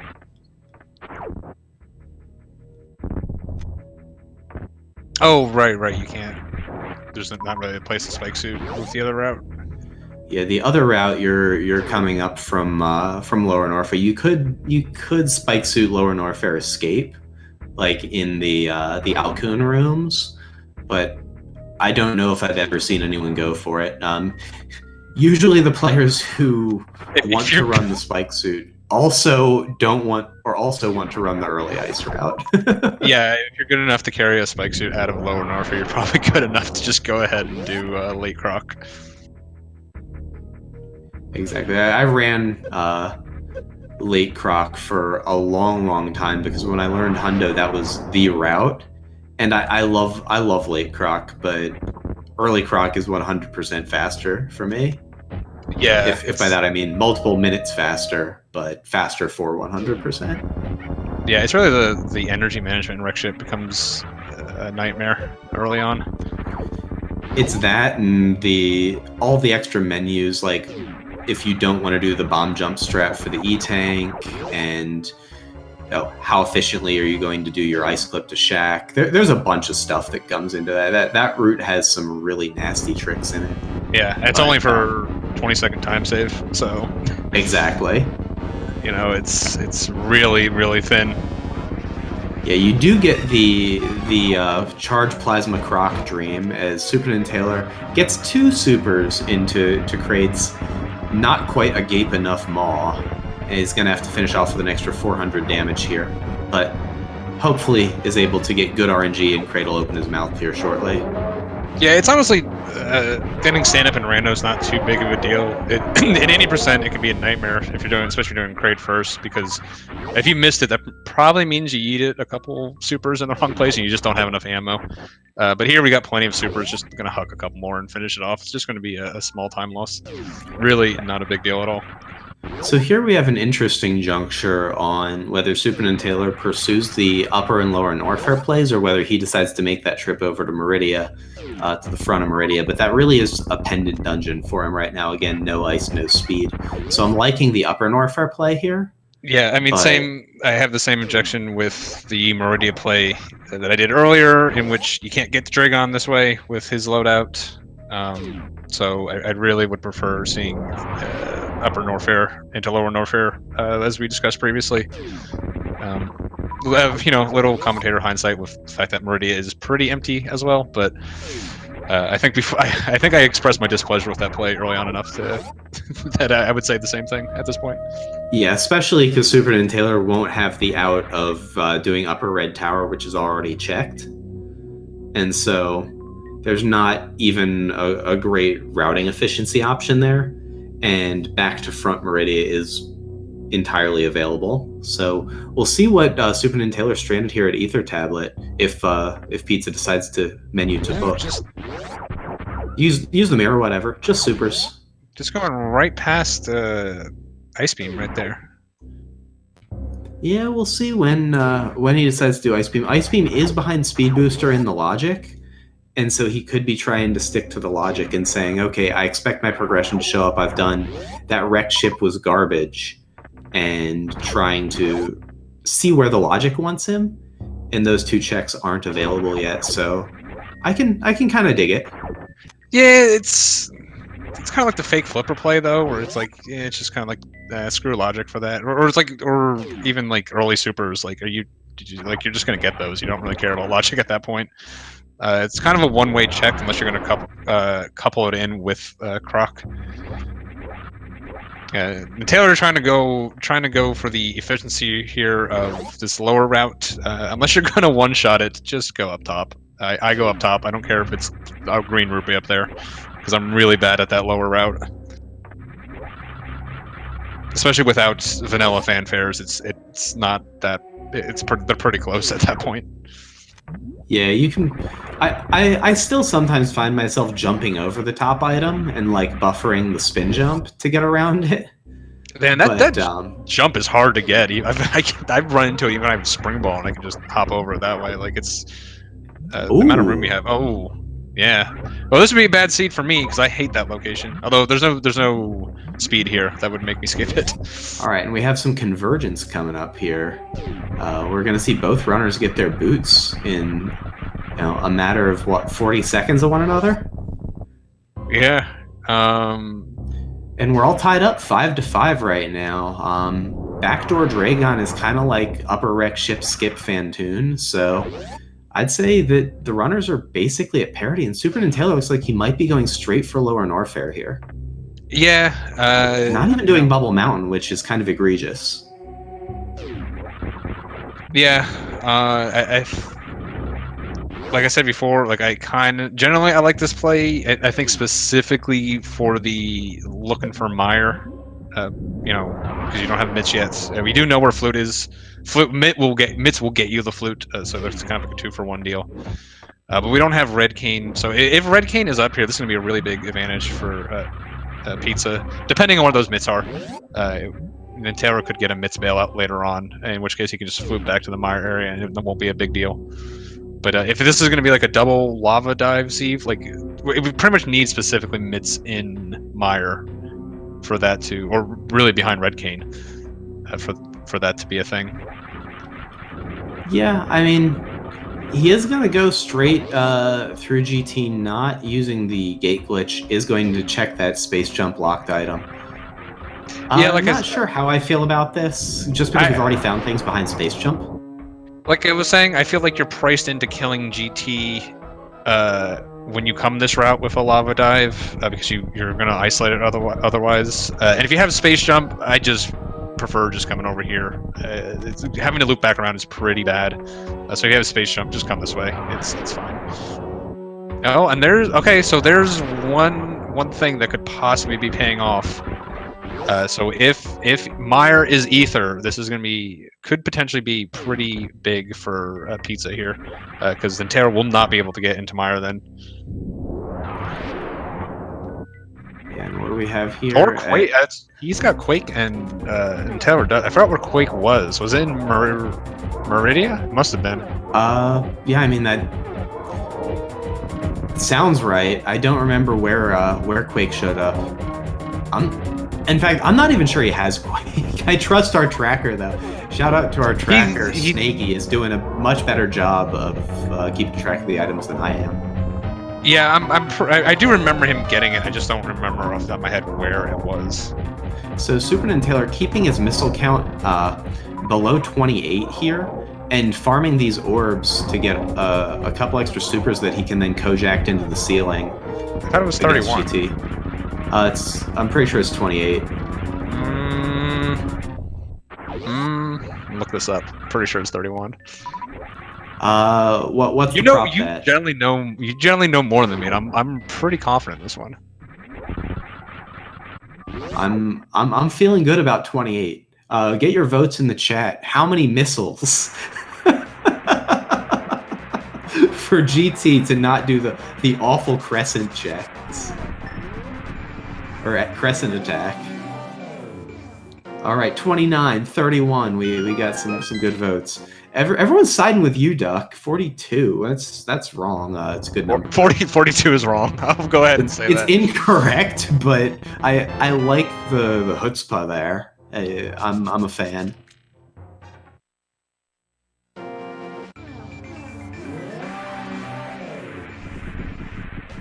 Stump is saying 30 is low enough.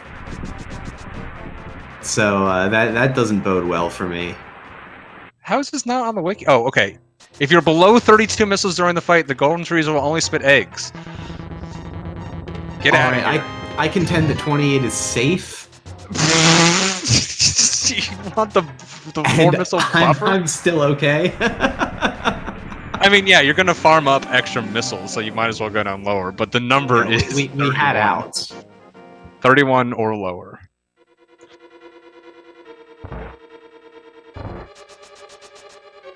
Okay, we're getting that desert play. Meyer was the Quake medallion, so SuperNinTaylor's not going to go in there this time.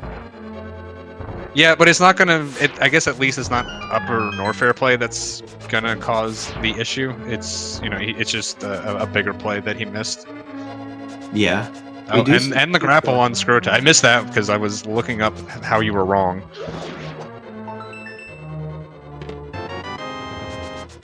I like to think of it as you verifying under what conditions I was right. Just say 0 then at that point, because that's even more safe. Yeah, just be at 0, you'll be fine. You're not wrong. I like your argument. All right, well, back to the random match should be commentating. That grapple actually could be a thing. For Pizza, that means Shacktool is just completely isolated for him. With having done full-time Meridia. If Shacktool is something, NinTaylor with that grapple is going to be a little bit more likely to go ahead and check it when he finally does Meridia. And that's a big enough thing for that pretty much to hand NinTaylor the win. So if you were a SuperNinTaylor fan, you're rooting for something on Shacktool right now. And then, he's got to still do it. Shacktool's pretty bad. Some players just go ahead and skip it no matter what. If you're SpeedGaming chat, you're rooting for something on Shacktool because that's what they do. Besides for that reason, I'm giving you a different, more cromulent reason to root for it. That was a $5 word if I've ever heard one.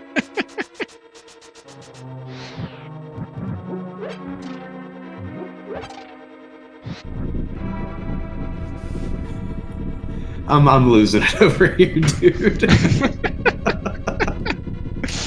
It's fine. Yeah. Yeah, I've but heard that word since my SAT. that was on your SATs? No, What I haven't heard SATs it. did you? I haven't heard it since like studying for them. I really hope that wasn't on your SAT test, dude. I don't know what sort of SATs you took and what in some country that no longer exists. That's a word The Simpsons made up. That'd be really weird if it was on the SATs when you were taking them. It's a pretty crazy one. We're off the rails. Let's try and bring it back a little. Yeah. So SuperNinTaylor we're getting a high five. We got it. There it was. Split desert and is doing the back first, and is going back in to get his last item here. Yeah, Pizza does have the temper sword advantage. Gonna just be clearing this stuff, killing Llama a little bit faster. Especially without half magic. If you do the fire rod shots, you're only coming after 5 shots. Although they both have silvers, so never mind. Yeah. Just ignore me. So there's a tempered sword for SuperNinTaylor. So our sword advantages are equal, although we're having very disparate Landmo fights. Yeah. I mean, yeah, Pizza might. The point about. Go ahead. Sorry, go ahead. I was just saying he might get the gold sword, but really that doesn't make a difference. That's gonna be 2 seconds on Trinex. Like it doesn't matter. Yeah, SuperNinTaylor definitely capable of the Ganon tempered 1-1, so not going to save time there. Although it might make a Ganon cycle difference for Pizza. I don't know if he does that much NMG A Link to the Past and knows his 1-1, or if he's someone like me where I know what I'm supposed to do and then I just screw it up anyway. That's my Ganon 1-1 strat. So I end up using cape and all sorts of bad things. Oh, the cape.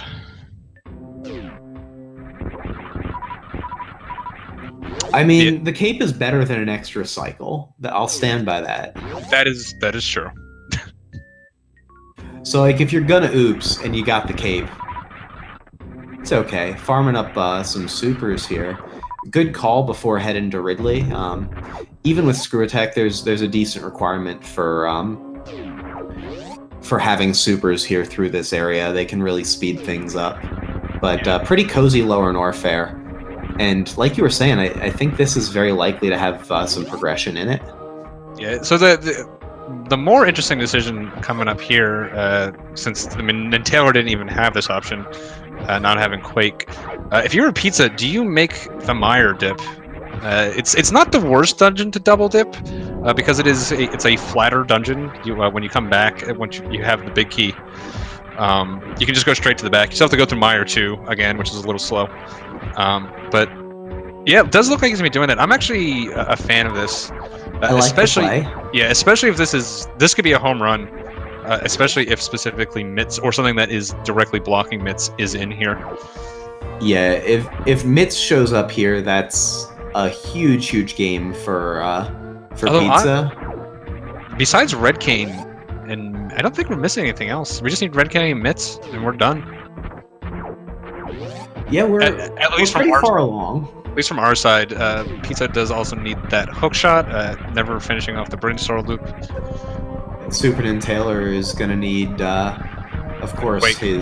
His Quake medallion. So, the runners generally in pretty good shape. SuperNinTaylor more than enough E-tanks and power bombs to not worry about ice for his Metroid rooms.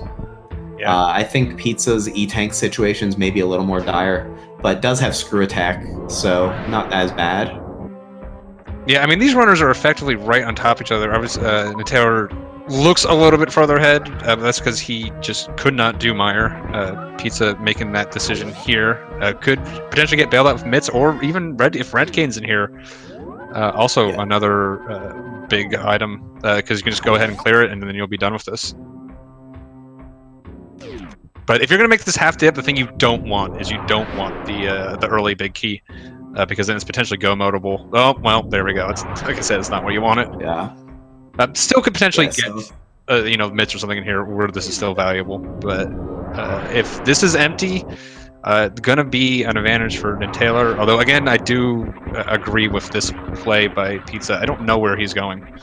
He's splitting Vitreous to figure out he's going to get the item, come back in for the other one, and then be able to bail, rather than having to full clear if there's an item on Vitreous. He doesn't have the cane, dude. What is he? That's what I'm saying. I don't know where he's going. That's what he's thinking, which is what I was thinking when I saw him take that turn. Pretty conventional Meyer play, but not available to him. So, yeah. We're on the same wavelength. It was the wrong wavelength. I haven't seen someone use those stairs since Nom. Jeez. Man, it's quite a reality where like Nom was going on in 1991. No, literally no one has ever taken that staircase. I'm pretty sure last time I forgot I didn't have cane, I took that staircase. Yeah. It wasn't an honorable thing. SuperNinTaylor, just use grapple. There you go. Yeah. Yeah, grapple is really nice for this farm. It's actually, like, if you're considering LN hell runs, whether or not I have grapple has actually swung my choice for whether or not I want to do this hell run, because this farm without grapple is a lot harder, especially when you're under that time constraint of your health ticking away. Yeah, if I don't have grapple, I'm looking at like screw attack and then like 10 tank 3 crystal flash. Is like what I want to see. Either that, or I already have 10 billion supers and I don't care. Like I just have enough to not need to farm. You still need crystal flashes. Like you still need to be able to. Yeah, but I'm saying if you have like 50 supers, you don't even need to skip the farm. You just have enough to do 2 crystal flashes and kill the boss. And welcome to anyone coming in from SpeedGaming 3, who's just raided. Coming into a winners 1-0 versus 1-0 match in the SMZ3 2020 tournament between SuperNinTaylor and Pizza. The runners are kind of knotted up. I think Pizza's going to miss his bridge here, have to go around, lose a little bit of time here in Meyer. SuperNinTaylor wrapping up Ridley, but really anyone's race right now. We're looking for the red cane and the mitts. If they show up here in Meyer, that is it's a big deal.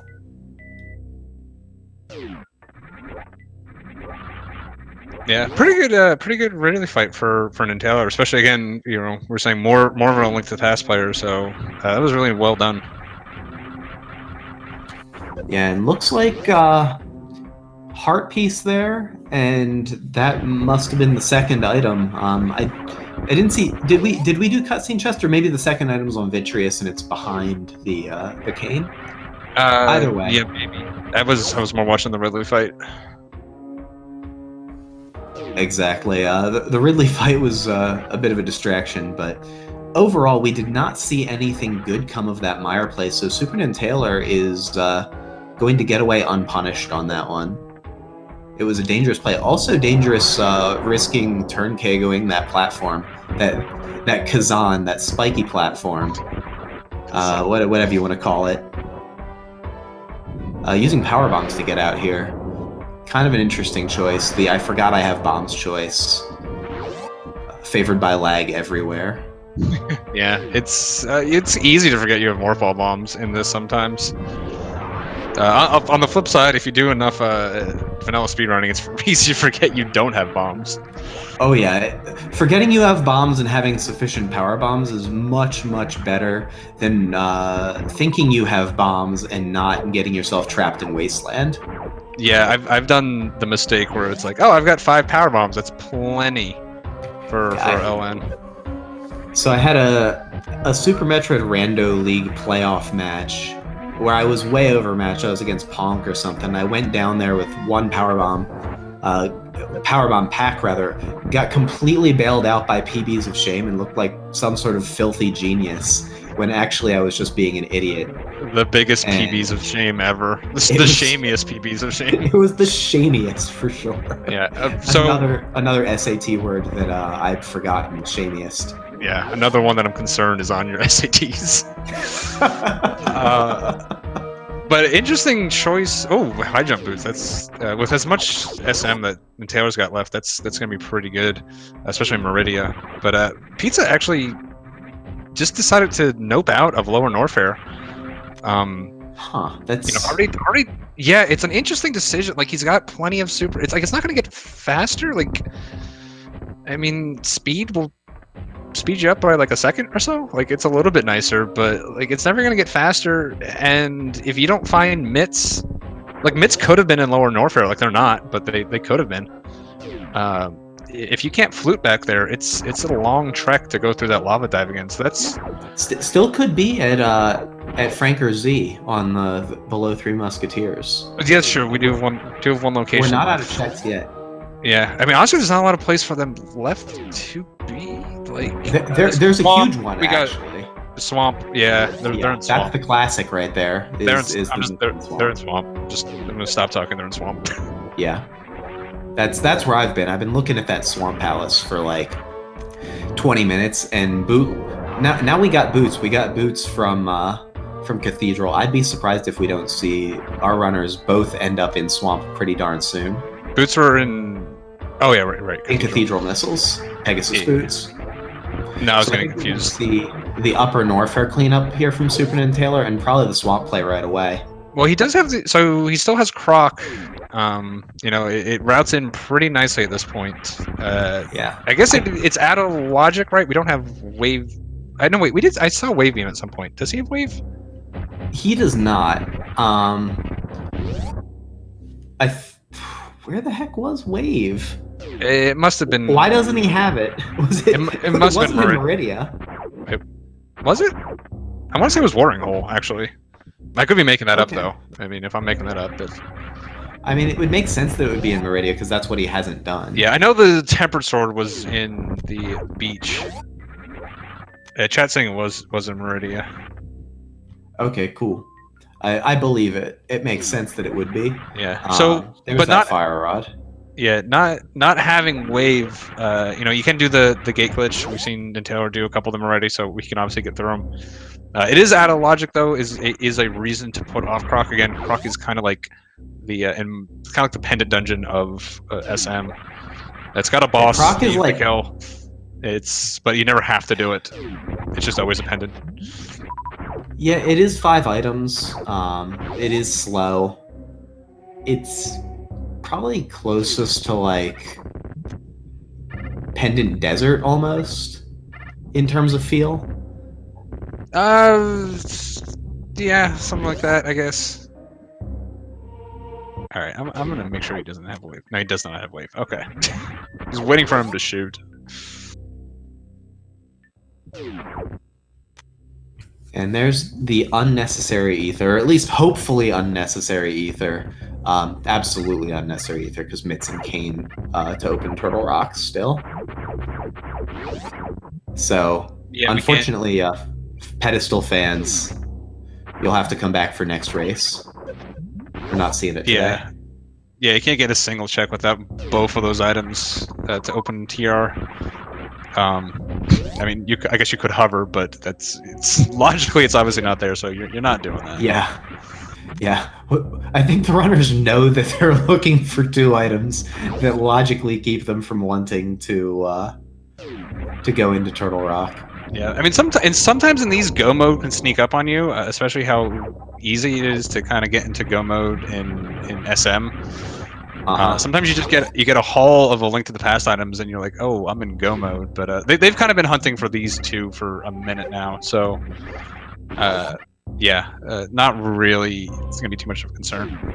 Yeah, this is what I when I start looking at the clock, I'm like, okay, 151 go mode -2, and looks like SuperNinTaylor is going to maybe go to Croc. He was gonna not.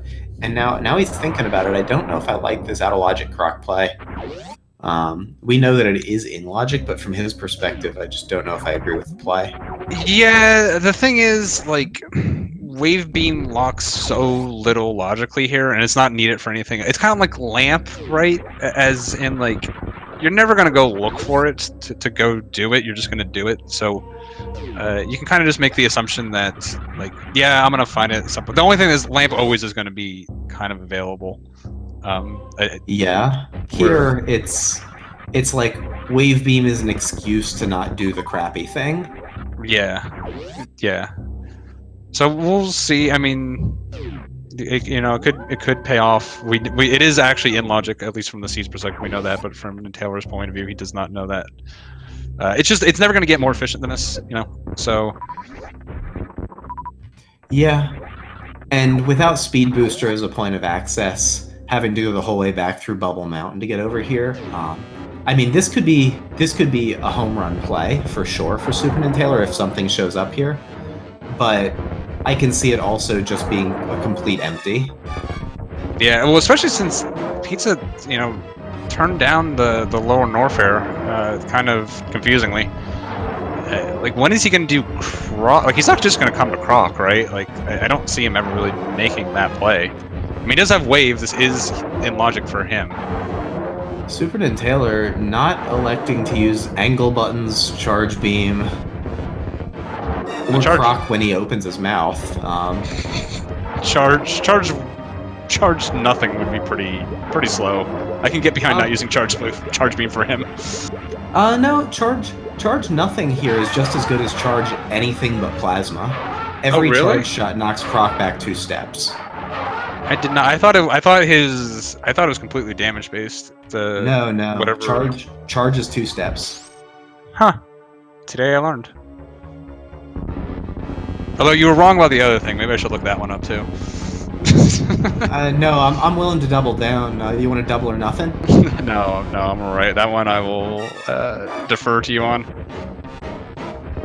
I just figured because a super does knock him back further than a regular missile, right? That's why you do that. 100 versus 300. It makes sense that 3 steps versus 1 step. It looks like it's damage based, but every charge shot is 2 steps. Huh. Yeah. Well, today I definitely learned something. That's interesting. Drop in hot tech on you for next time you do a hundo run. Well, I mean, that's just double missile super into charge wave anyways. Charge wave spacer. I'm talking like I'm going to turn off beams just to prove a point.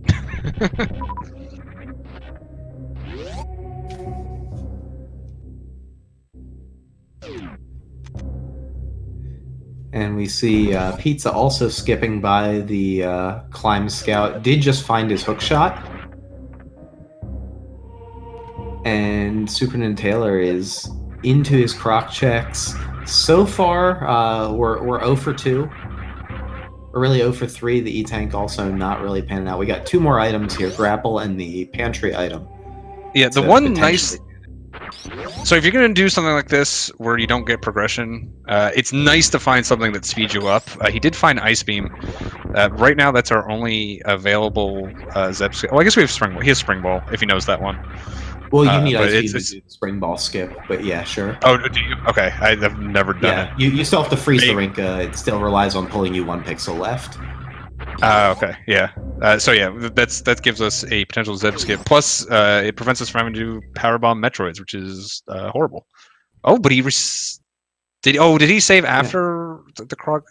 I'd be really surprised if he was resetting Ice Beam. Like he saved above Croc. Let's see, where's that? That's a post Croc save. Yeah, so he's saving with the Ice Beam. Oh, okay. Yeah. So that's a good way to lock that Ice Beam in, because that is a find that would have made it worth traveling back out, but he does save a little bit of time. So this play, not quite time neutral. Definitely going to be, but he got most of the time back. Honestly, Ice speeds you up a significant amount in Turian, especially if you don't know. Like there are actually, you might not believe me, there are actually good power bomb strats. Not you, I know you believe me, but chat. There are faster ways of doing powerbomb Metroids, but most people don't know. Most people just go ahead, group them, powerbomb them. It's pretty slow. So that is going to save a significant chunk of time. So you did it, but you got paid back with something that speeds you up. So here's that swamp. Yeah. So that's what we're thinking is likely to be the mids in here. Yeah, whereas SuperNinTaylor, having just found that Ice Beam, might be incentivized to go and make that Meridia play. We definitely want him to not do that. We want him to go to Swamp, but he's passing by the Death Mountain portal. Oh, he's going for Ice. Okay, he's going to do Ice Crumble Tower. Yeah. It could be speed in here to some... in swamp to something. It could not be. It could not be speed in here. No, It's speed locked. Logically, right? This isn't hard. in swamp. Speed and swamp to something at crumble. Oh, sorry. Yep. Okay.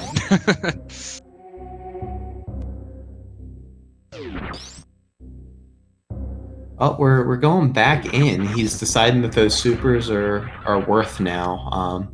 Deciding that they'll save enough time on the Mother Brain fight. I can get behind that. Hopefully not too many more checks. Not as likely to find plasma. His beam's kind of crappy right now. It doesn't even have that wave beam yet, so I like grabbing supers.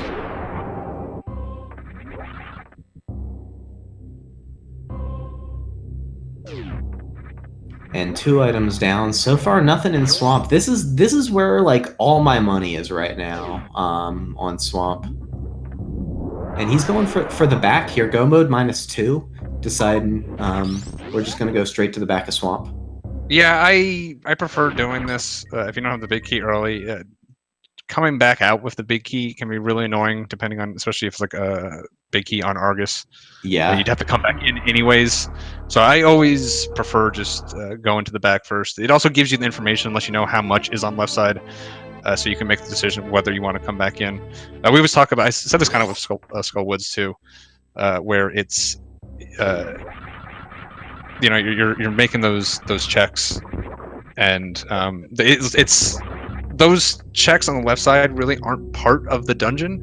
They're just in the dungeon that you're clearing. They're not really on the way to the boss. They don't help you get the boss. It's just that it takes so long to get back here.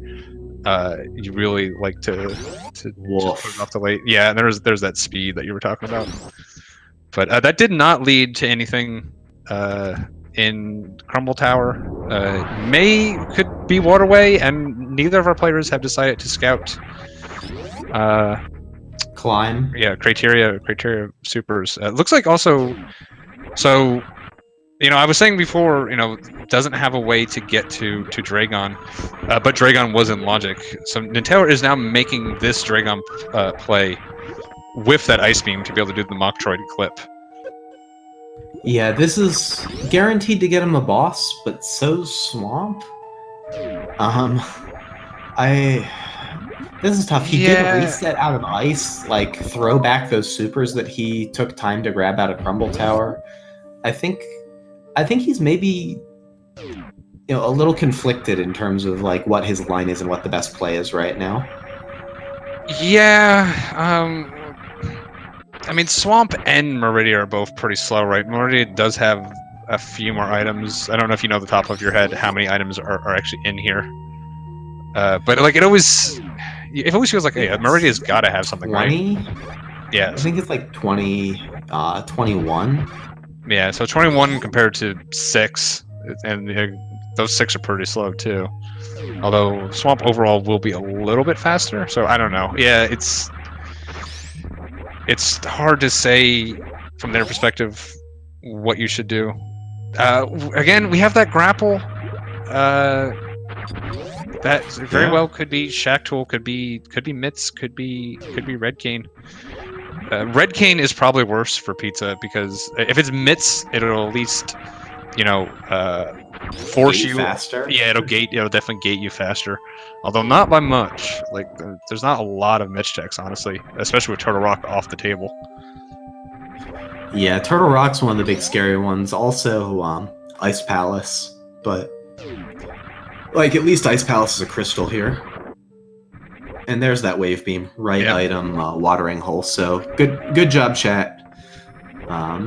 Remembering where the items were. And Bombo's tablet not having any goods. So it looks like we saw the left side swamp skip. Was there an item there, or did we end up devoid of dungeon items in swamp?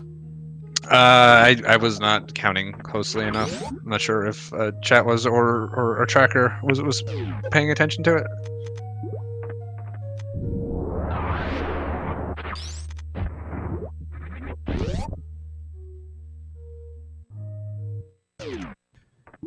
Yeah, so what we don't know about Meridia right now is just Shack Tool. everything else was checked by Pizza on the first go round. There were some scouts and resets and things, so really we know that SuperNinTaylor's, now that he's got his sword and his wave beam, that he hasn't got anything particularly exciting waiting for him. He is going to go for this snail clip, a little easier with high jump boots. Also has X-ray, so a lot of potential ways to make this a little easier. That's going to be an X-ray location. That's too low for X-ray. That's too low to clip through the ceiling normally, I'm pretty sure, but let's see.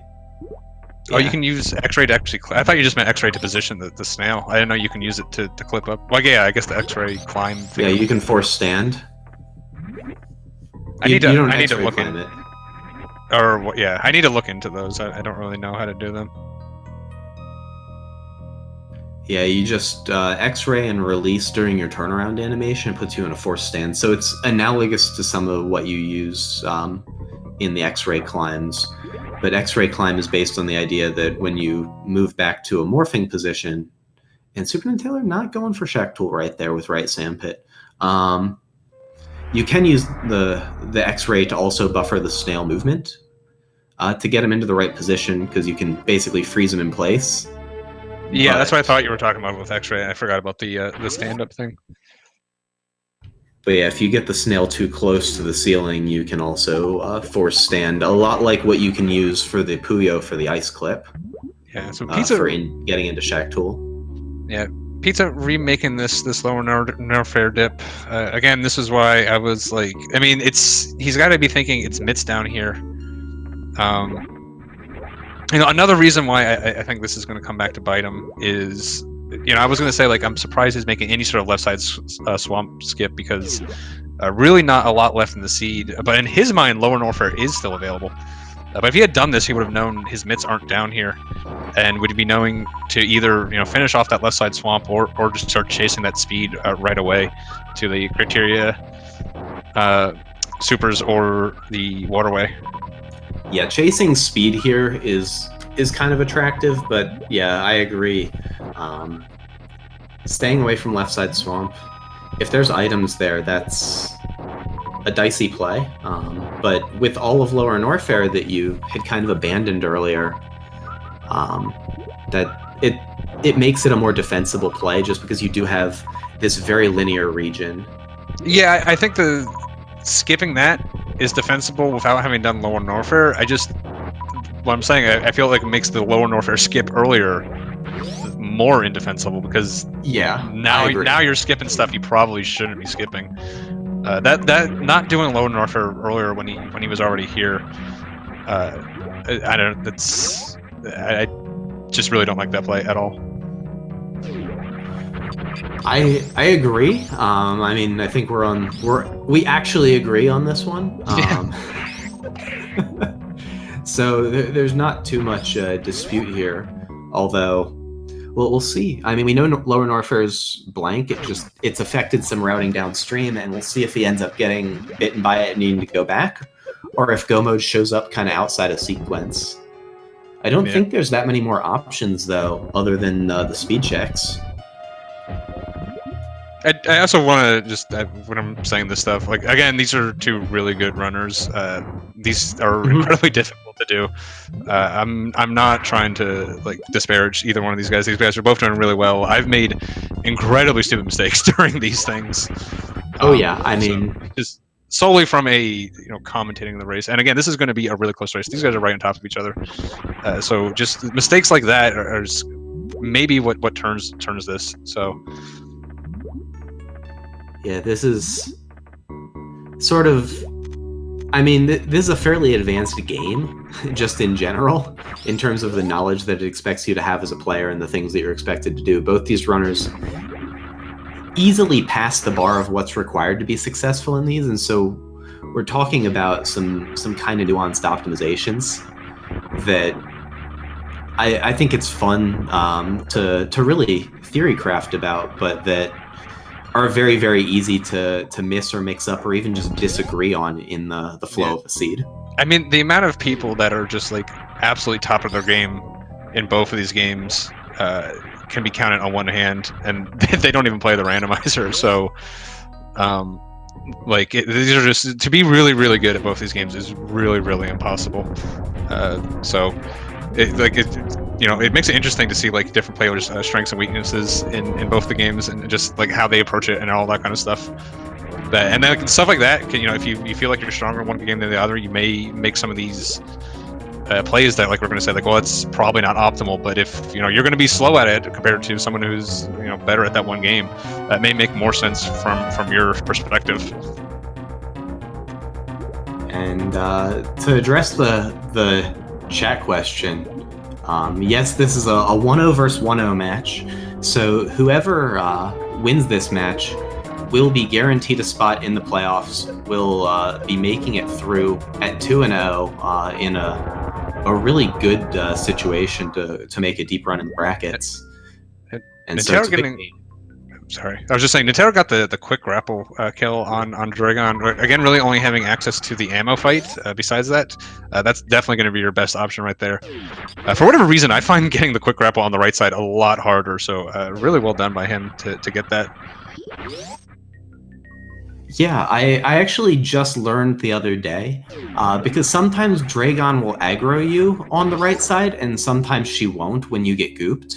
And it's based on where Samus is positioned in the room when she starts the goop cycle. If you're not far enough to the right, she won't basically detect that you got gooped and aggro. So you have the concern of being positioned properly to detect, or to have Samus detect that you would be over there, I guess, or have Dragon detect that. And then you also need to then read the pattern right, and so the right side quick grapple has some extra concerns, but SuperNinTaylor handled it really nicely. Yeah. Yeah, it's really weird where she just she'll goop, and then if you run all the way, if you're staying on the left and then you run to the get gooped and then run to the right, she just won't pick you up for whatever reason. So you want to be already standing on that side. You sort of do that in, I know you've run RBO, you do that in RBO, but that you're also so slow in RBO, you can just kind of think the reasonings, because you just have to be over there to have enough time, but no, you need to be over there so you actually get grabbed.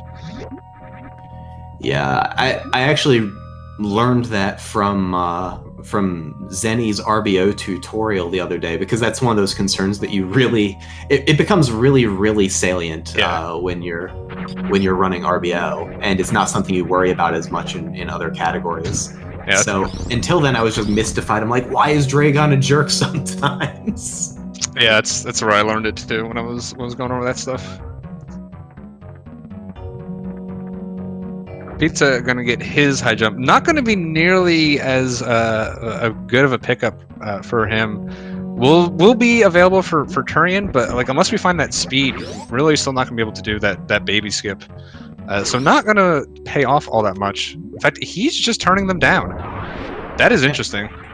And we are Plasma and Shaq away. So SuperNinTaylor stopped there below that little branch to decide whether he wanted to do Plasma or Shaq. Hopefully which he wanted to do first, and not which he wanted to do, if either at all. It is good to see him take a right turn out of that left sandpit exit. Looks like he's probably going to make both plays.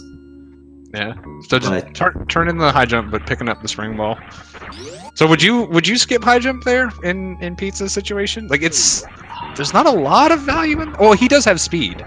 Yeah, I'd get him so I can do baby skip. If nothing else, just so I can do baby skip, even if it's slower. Yeah, I definitely agree with grabbing them there, just because they're going to save me enough time on baby skip. Pizza's execution looks like he should be comfortable with baby skip at the level the level of strats that we're seeing him run in some of the rooms, but it may not.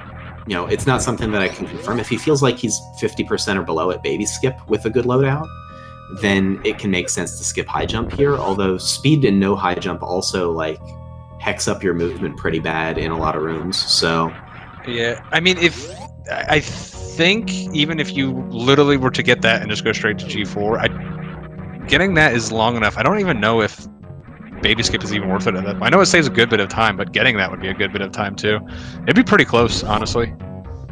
If it's just baby skip and you're going through that maze. Now you're going through that maze without high jump boots and, comically enough, without spring ball at that point. So no, it's spring ball. because it's at that point. Yeah. Good point. Uh-oh. SuperNinTaylor turning left. We're not seeing Shack Tool. This is that's interesting. That's play. For the same like what I was talking before about skipping that left side swamp. Granted, Pizza did have these Norfair checks to do. I just feel like SuperNinTaylor is low enough on checks that I feel like you should really be doing Shack at this point. I agree 100%. He does have Swamp kind of hanging over his head. And so I'm sure that's what's weighing on him right now is Swamp play, but like, do I want to go into Swamp and then have this weird like left side versus Shack?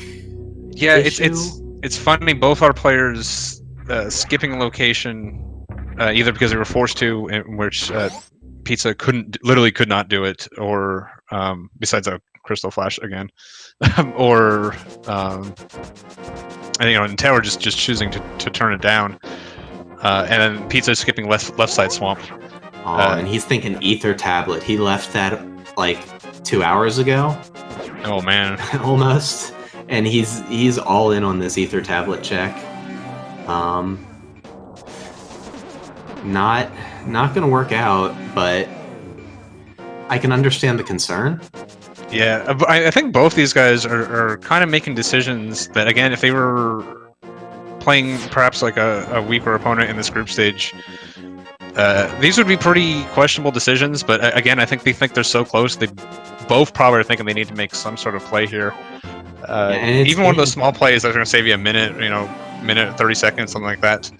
And some of them are probably going to come. It's going to one of these skips is going to be the answer. I don't know which one. I don't know if it's Shack. I don't know if it's left side swamp. This is new right here. This is new. Spike cave. Okay, yeah. So we got 12 hearts. I don't think this is. I think it's 14, right? I think 12 is doable if you're literally perfect. But doesn't he have? No, he's one short. Yeah. No, he has. Yeah. So he took an extra hit there, didn't get an ideal dash, and didn't. Yeah, does he have bug? He did pass Cane of Burna up. No, he does. He doesn't. He does not have bug net. Yeah. So fairy is actually very, very useful in that spike cave. The amount of iframes you get after a fairy revival is a lot more than you would just get from some damage. So getting a fairy revival in there would make that spike cave really comfortable to do.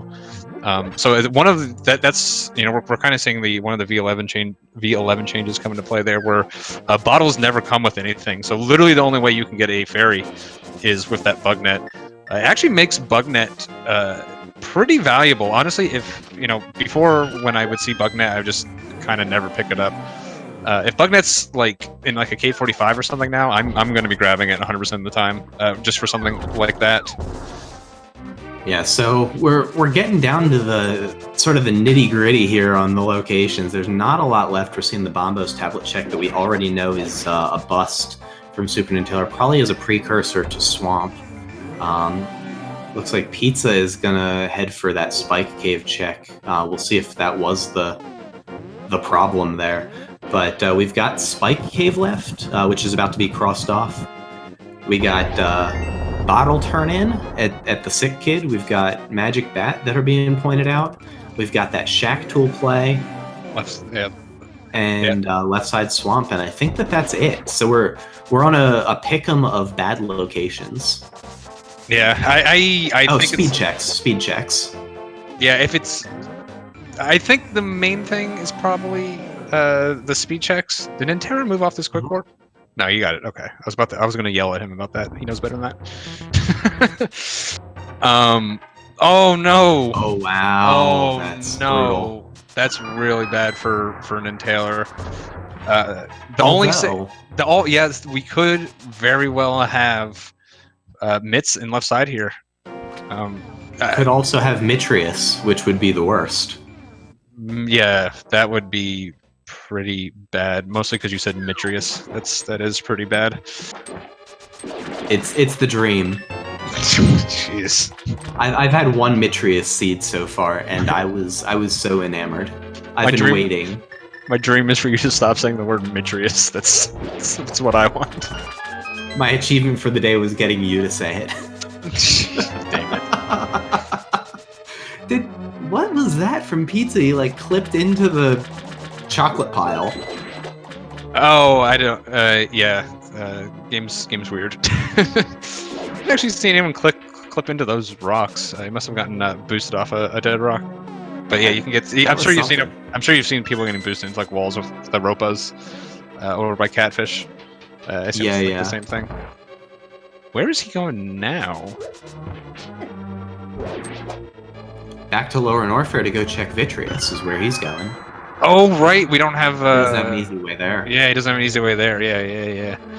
Definitely makes sense. Find that really bad location. He's probably not feeling good about it. You saw him kind of pulling on the chest when he did. Might think he's behind, and we're resetting. Okay. Yeah, so Matty Sox fan asking a really interesting question in chat. You want to answer it for him? Nope.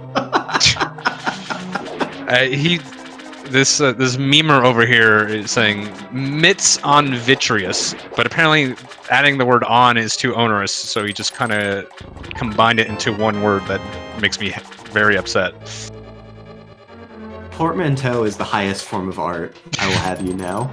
It's not even a portmanteau. Portmanteau is just two words mushed together. You just... Well, no, that's exactly what that is. No, okay, that is what it is. Never mind. I thought it had to be two full words, so it'd be like mitts vitreous would be... That's a compound word. Oh, yeah, okay, yeah, you're right. Excuse me.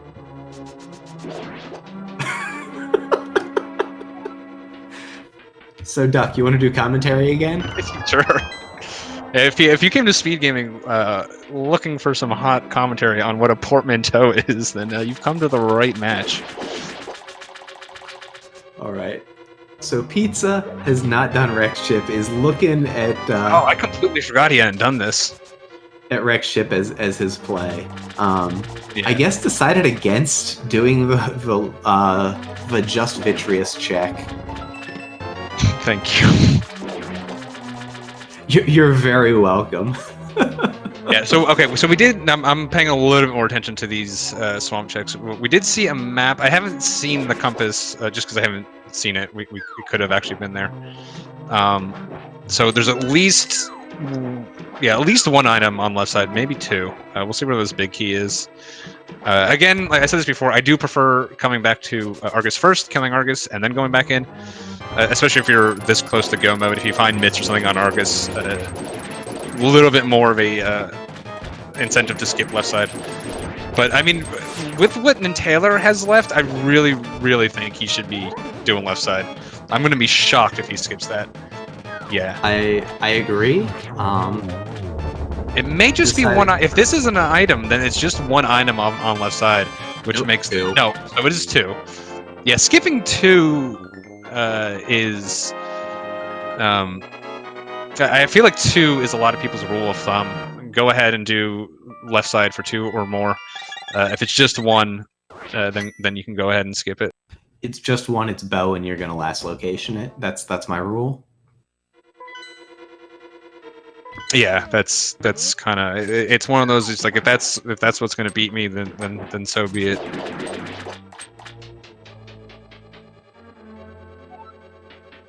Yeah, so SuperNinTaylor is coming back in here.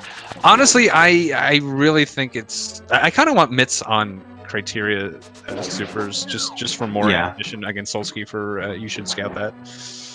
I couldn't agree with you more, but I'd try, so I'm going to give you my highest level of agreement.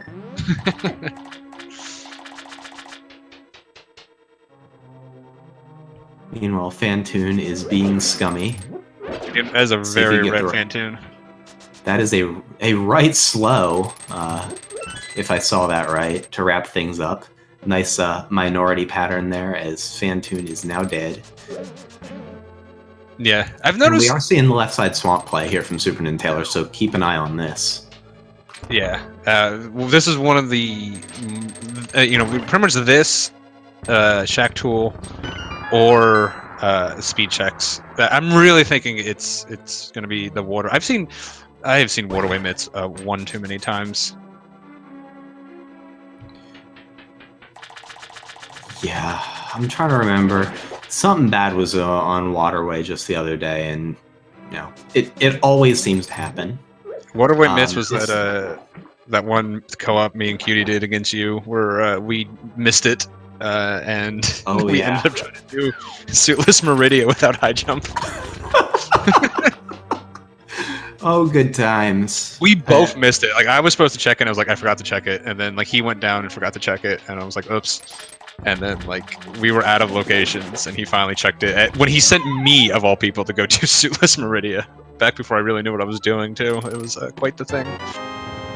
Oh, we got that big key, and we got 2 items here. One in big chest, one right here for the maximum hurt. Yeah. It is green rupee, and we'll see if Pizza is punished for the skip, or if he gets away with one. Yeah, so if it's Mitts here, Nintendo's going to have, I think, a pretty obvious route back to that red cane. Probably go ahead, check his hookshot, cave location, Super Bunny, that kind of stuff. Get his flute. He wants to avoid the lava dive again to Meyer. But yeah, I think that's, if Nintaylor, pretty much if it's anywhere besides Shack Tool now, I think Nintaylor's actually in a pretty good spot. Just because he's going to have a more obvious route to his red cane. He's going to go ahead and do those Dark Worlds. Probably at that point is going to also do Spike Cave. Hopefully he'll be smart enough to bring a little, something in a bottle to help him through that room this time. Yeah, he doesn't have the mitts yet, so he's going to have to mirror.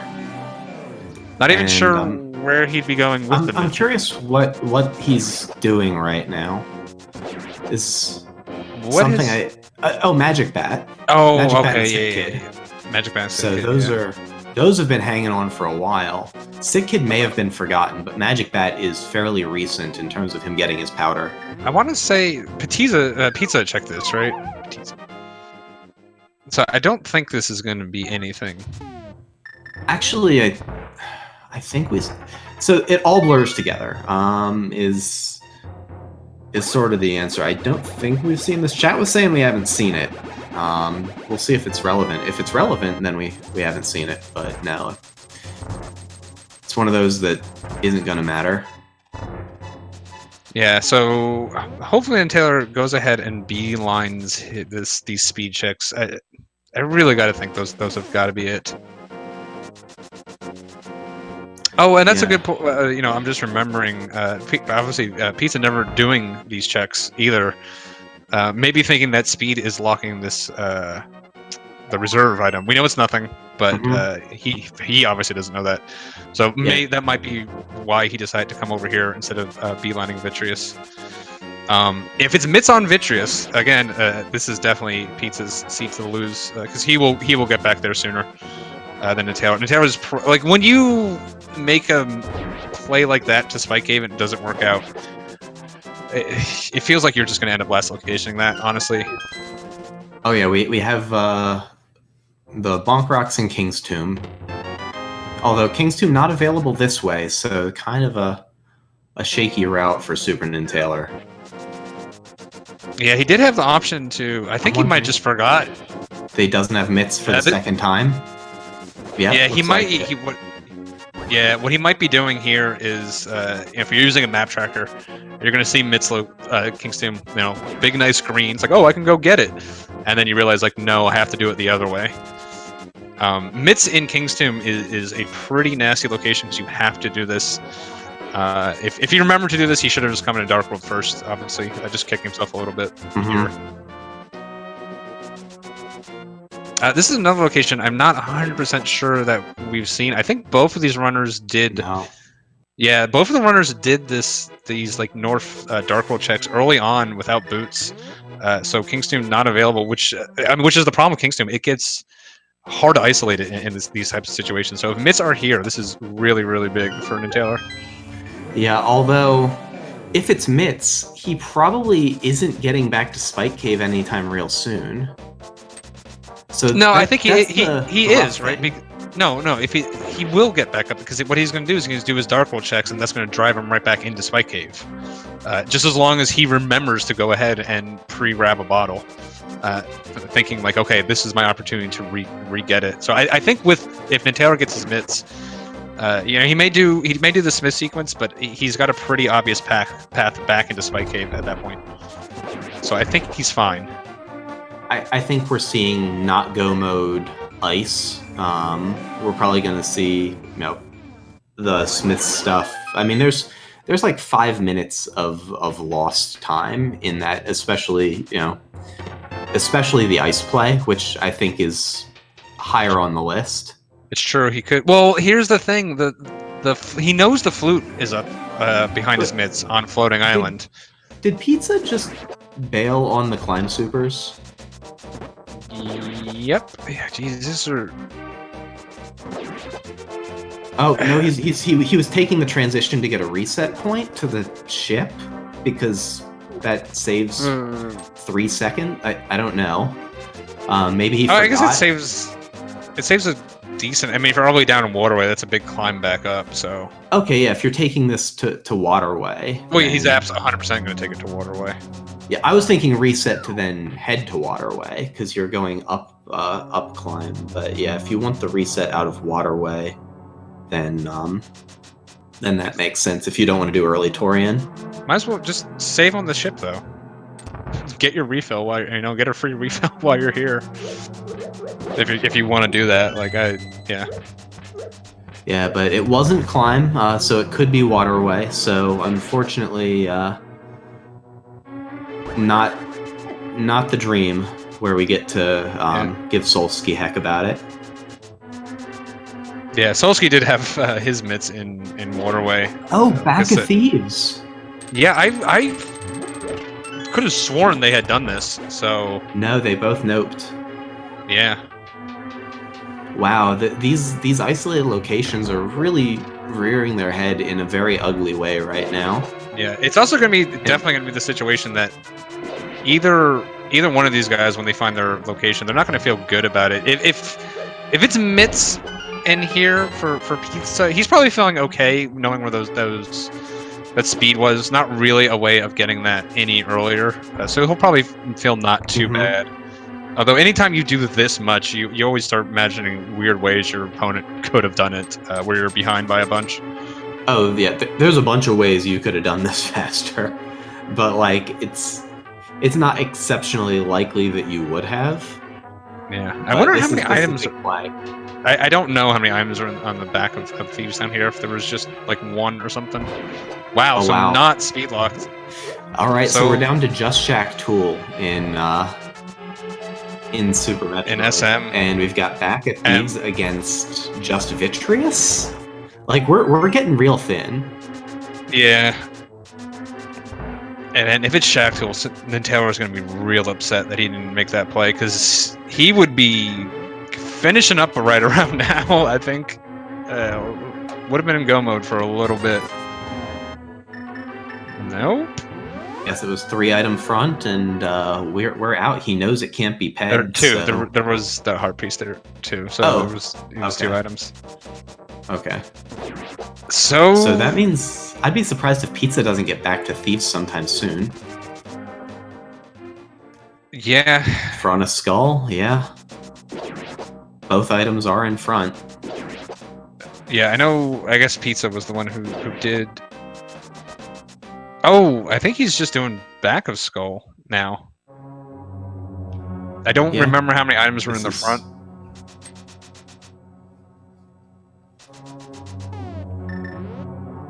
Oh, yeah, our tracker pointing out to us that Thieves Town was actually the green pendant, so... Huh. Yeah, I remember Turtle Rock was red or blue.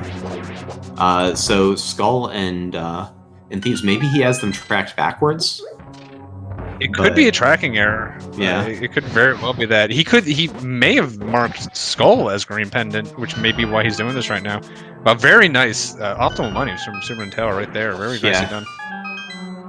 That was a hot strat there. little Cypher mummies. He missed the magic pickup. It's only optimal if you get the magic for the reduced refill. Reset. Yeah, no, I'm not even joking.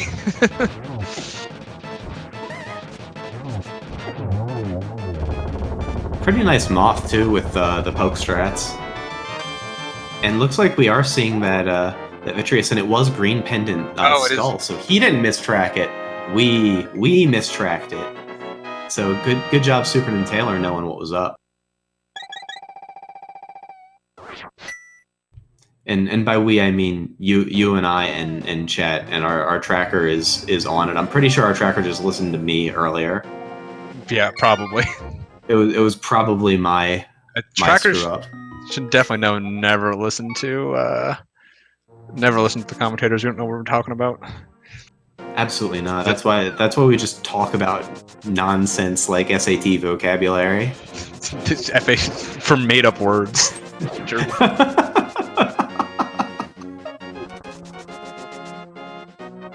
All right, so green pendant mitts, or we're down that rabbit hole. Here we go. Or mitts on Vitreous. Nice gate glitch there from Pizza.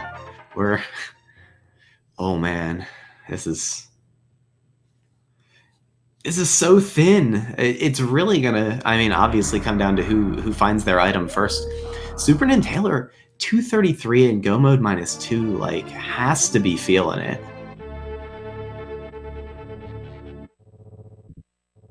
Looks like speed checks from SuperNinTaylor. We know this is not going to turn up anything.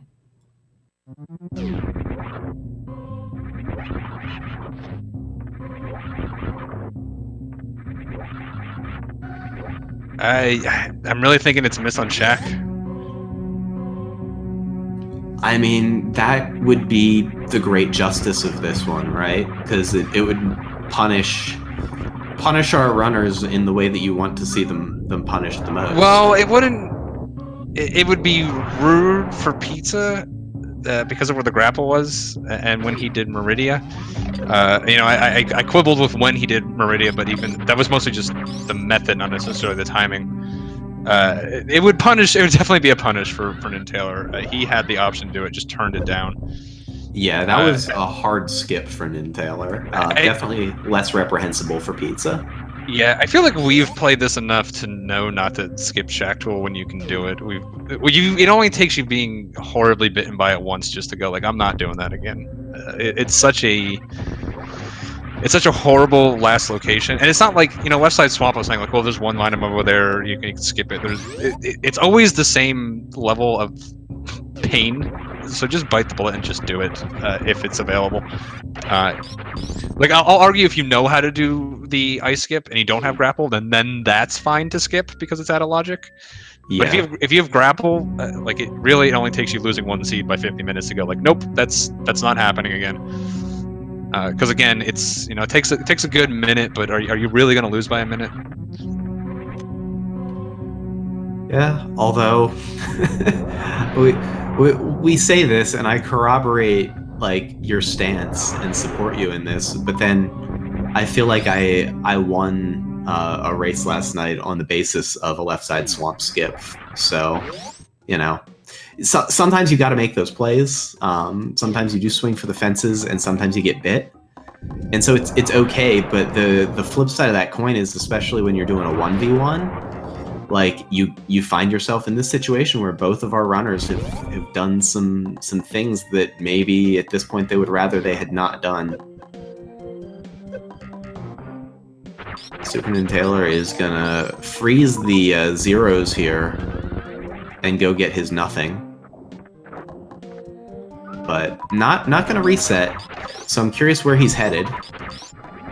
He might just be heading straight to Shaq at this point, or Torian. If he's just like, nah, I'm just gonna go knock Torian out of the way.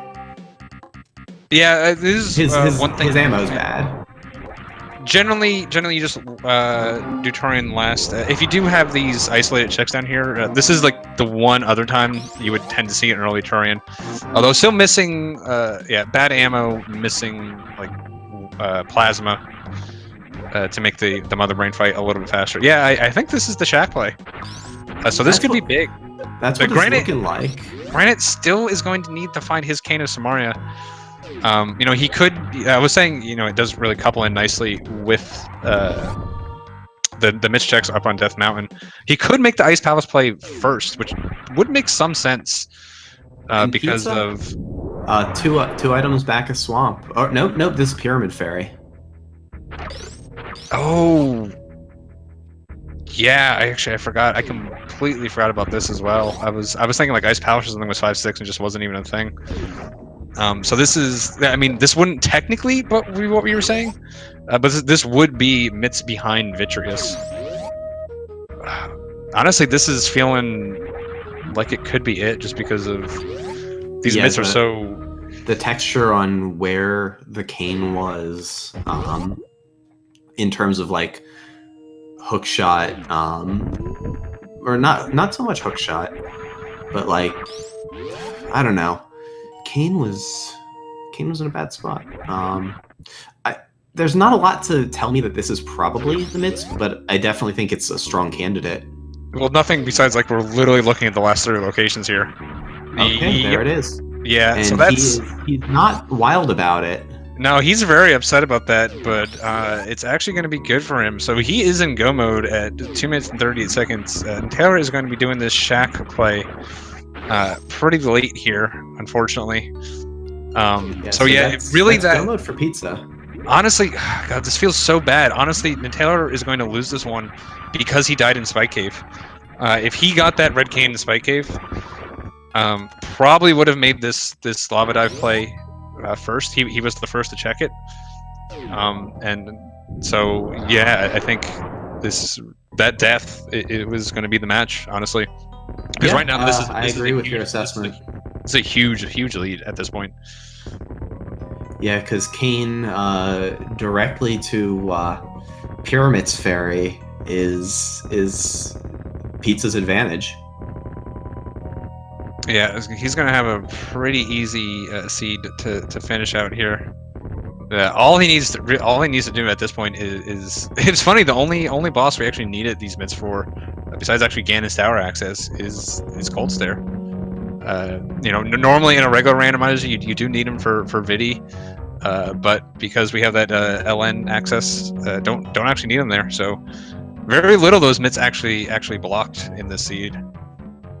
Yeah, and it's lucky for SuperNinTaylor in a sense that the mitts weren't out in front of the Cane, but it's unfortunate that he just wasn't able to get back to that Cane location, because there was a good opportunity for him to do that and to sort of make good on the play, but Spike Cave was so isolated.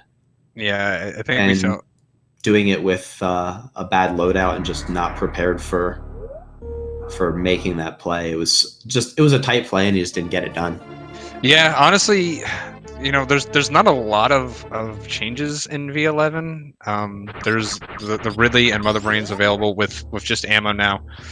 The other ones I saw in the changelogs were honestly more of like edge case logic fixes, weird like Meridia locations without power bombs. That either like should or shouldn't have been in logic. But the other big one again is those bottles never come with anything, and when you're a good Link to Past player like SuperNinTaylor is, yeah, you don't go out of your way to fill up bottles, honestly, ever. So it's nice, I've definitely been in the situation where I had a bottle and it ended up bailing me out. But it's going to be an adjustment to know that you're never going to get bailed out because of a bottle. So yeah, it's actually like, when I first read that change, like who cares? But now that I've kind of played with it a little bit, it does make a change, and I'm honestly even gonna have to start considering like buying potions every once. Like I said, getting that bug net. That bug net's gonna look a lot more attractive to me. I buy a lot of shame lag reduction shame blues, basically.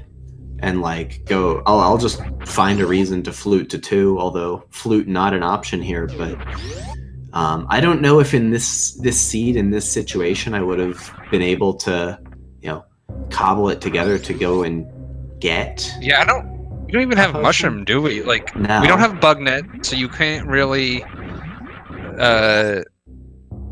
There's never really a reason to go over there. I guess they could have done it with a mirror, but that feels real. Again, if you're a good player, you're not like, oh, I'm gonna mirror for a potion. Like, this is not something you're gonna think about.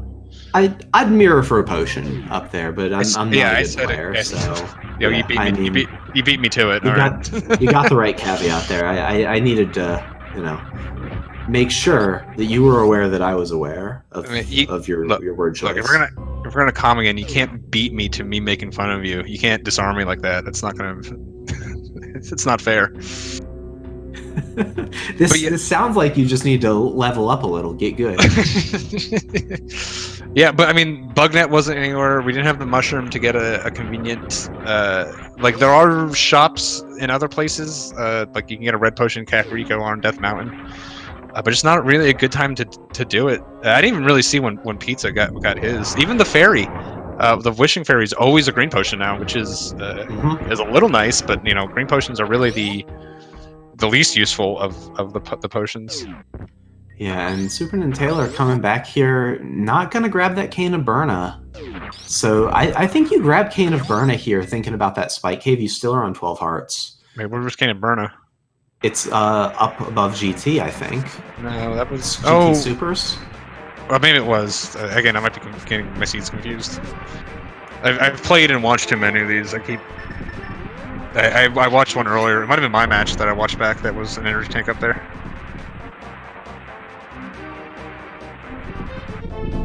I mean, he just might be thinking like, and he's correct, in this line of thinking, where if it's Spike Cave, he's lost. So he's not even thinking about that Cane of Burn. I can also always just get on the way out. Setting up for a Mire 2 here. No half magic, no sword beams. See if he can get his one cycle. Yeah, he should be familiar with this strat. Oh, he goes for the Popo. Actually, does a pretty that Popo gave him bad RNG. It actually wasn't a bad idea to go after that Popo first, even though he couldn't get the one cycle. Because by the time he cleaned that up, the wizard was already back up. So actually, not a bad strat, even though he got the 2. I think in that situation, it's probably just as fast as if he got the one cycle. Yeah, this is a fine play. Or fine strat, a good backup. Like you said, bad Ropa RNG. But also does conserve his magic a little bit if he's going over to left side. And so we're to be able to do Fire Rod torches. Yeah, we're gonna be looking at a pretty. Well, I guess Plasma is. Yeah, it has to be in GT, right? I mean, we've seen 100% of locations, I believe, between these two guys. Otherwise, let's see. I mean, there's all the Mitzlock stuff. That's true. I always forget. There's so much forget stuff about that. Yeah, the Turtle Rock. Yeah. There's Turtle Rock's the only. Hey. Well, at least make the tile room easier if you have to do it. Not really easy, but just lazier, which is nice. Yeah, no small key, so kind of priced into your GT route here if you're Pizza.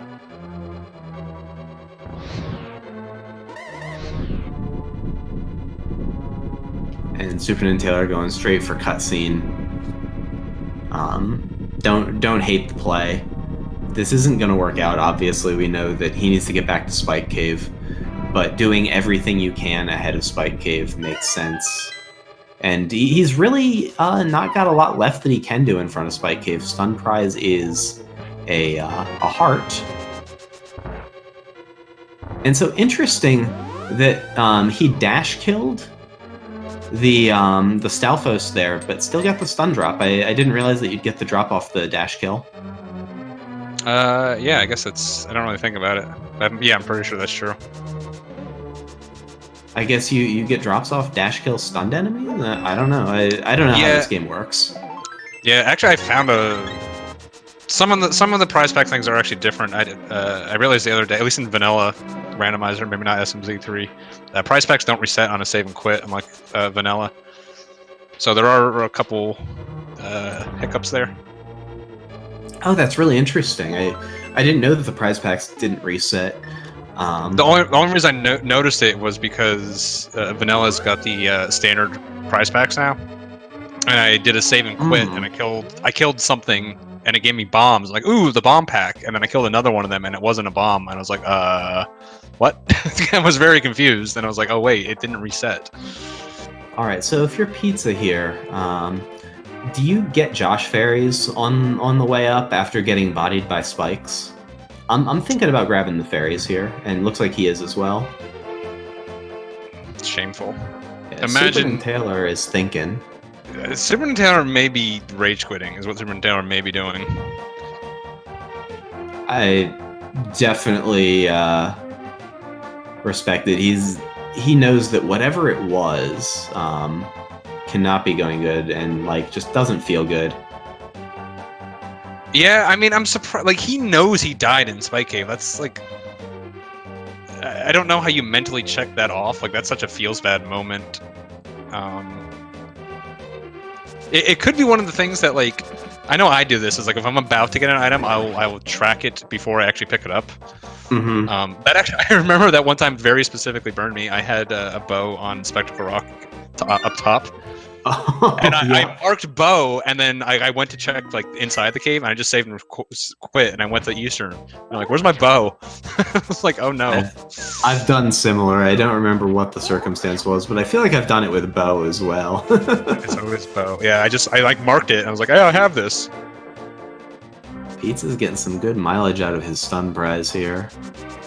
No, but it looks like SuperNinTaylor is headed where? Where are we going? Is he buying potions to do Spike Cave? Yeah, I bet that's what he's still only at 13 hearts. Yeah. Yep, that's what he's doing. He's realizing. I'm real shocked he that may you do this over getting your blue cane at GT when you're passing through the room, but he probably just wasn't thinking about it. He probably forgot about it at this point. That's the only thing that puts it in logic. Like. Yeah, the bottle and blue cane put it in logic. I think hearts plus bottle.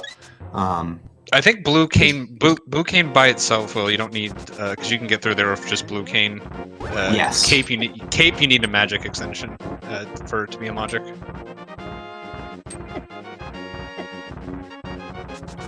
Yeah, this is we're 10 minutes in the past right now, watching this on a stream delay, and so we're seeing what SuperNinTaylor was experiencing 10 minutes ago, and this is not going to be a great time. No, he's having a rough go of it. He's going to be real upset when he finds this. I mean, we saw Pizza not really being happy with where he found stuff, where his plays were. Not happy finding this Cane of Samari when he did. Not happy finding his mitts when he did, but he found them way sooner than Taylor's going to.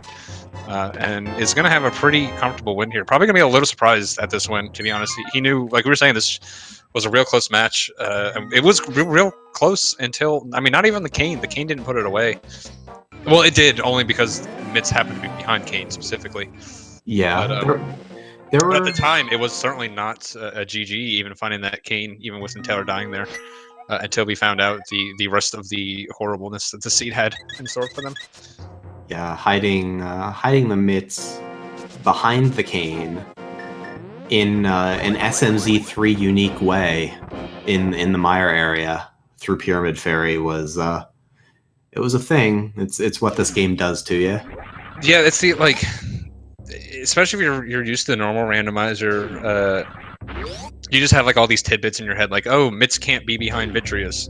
And even if you like recognize the portals and know you can get there with stuff, sometimes it's hard to change your thinking that like, oh wait, mitts could actually be here.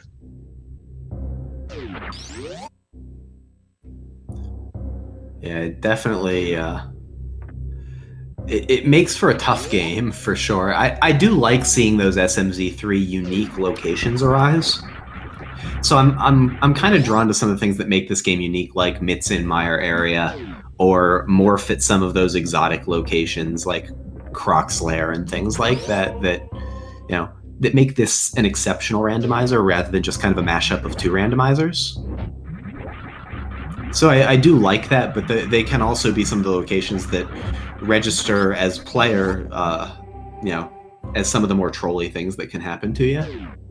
Yeah, if you do play the just straight A Link to the Past randomizer, and I guess maybe the SM randomizer to a lesser extent, it's hard to keep some of the changes in your head, like the vanilla one's got the pinball room in logic for Skull Wiz now. So sometimes you see players make those kind of mistakes. Pizza gonna be fighting his Ganon. Should be a pretty easy one here. Gold Sword just needs 6 slashes per phase. They're gonna be having a quick phase 4 with silver arrows. Actually missing the 1-on-1 with gold.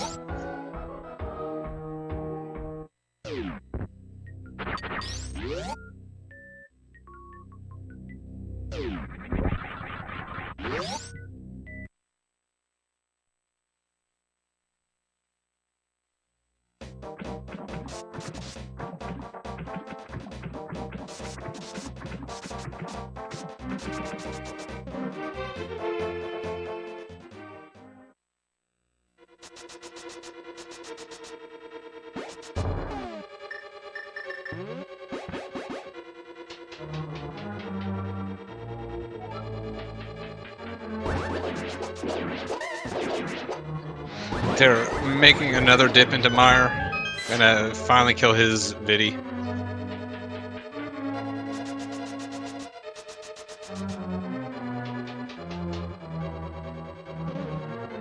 Oh, Pizza having a real close call on lighting that torch. Almost had a Ganon spawn right on top of him. But looking like he's able to finish off his Ganon. Yeah, right here. Yeah, does get it through. Yeah, just gonna have a pretty easy turn now. I never found that plasma. Probably, when you always like go mode mitts. Well, okay, this is probably the one time you don't like go mode mitts. But generally you do. But the thing is, it can lock a lot of generally your comfort items tend to be behind those mitts, like plasma in this case. Alright, so watch what we get on SuperNinTaylor's side. He threw a Samaria block off the bridge, which to me signals like we might get some Mire basement shenanigans here. Yeah, it's super. See if we get some Mancilla fun. Yeah, SuperNinTaylor is in the AD tournament, does know the AD strat here for this. He didn't put 2 down. I'm wondering if he blew his spooky variable, so we'll... I think he did by having the switch problems. He did, I think. So I think he recognized that and just went straight to the bailout here. Which is, top level awareness, really, even though we didn't get to see, the top level strat realized. Very good on his part, as he is going to go, use that cane to get that 5-6 crystal. Man, Pyramid Fairy behind cane is just, gosh, that's a beating. Nice pause buffer for stopping that dash. I'm just happy to see more people going for that strat and being aware of it. It's pretty much only the people who play AD know about that strat. I'll be honest, when a lot of the spooky Mire stuff broke, I learned it, and it was like it was changing every day what people were telling you what the right setup was, because no one really had any good idea about it. And then I eventually checked out after about a month of people are like, no, now you use the bird to set the variable. And I was like, okay, I love that that's a thing in speedrunning, a thing we can say legitimately, but at the same time, heck this. So fun, the AD one, the one where you void out the block, that was actually the original one found. That's what they were using. That's what I knew. Yeah, that's what they were originally using, and then apparently the duck variable was actually found like hours later, so it was only very briefly in NMG, and then it kind of found a resurgence in AD because you don't have the flute in that category. So it's nice to see. Also, if you want to know how much of a speedrunning baby I am, I don't know how to do the cane dash in there because my entire career is post-spooky. That's pretty nuts, honestly. Yeah. Like, because I was like, Moonfall was the big find of like 2017, and Spooky was the big find of 2018. SuperNinTaylor with the double buy, bombs and a big bomb. I didn't even know you could do that. But he's going to get his mitts pretty much right away.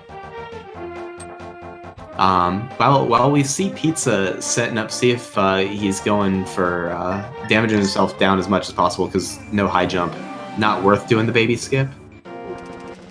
But definitely suggest, if you've enjoyed this race, and you should have if you're a person, you should give these guys a follow. If you're a person? If you're a person, you should follow them. If you're not, if you're a bot, don't follow them. They don't want bot follows. Their channels are legit. All right. That's right. SpeedGaming bot, don't follow these guys. Nightbot, no.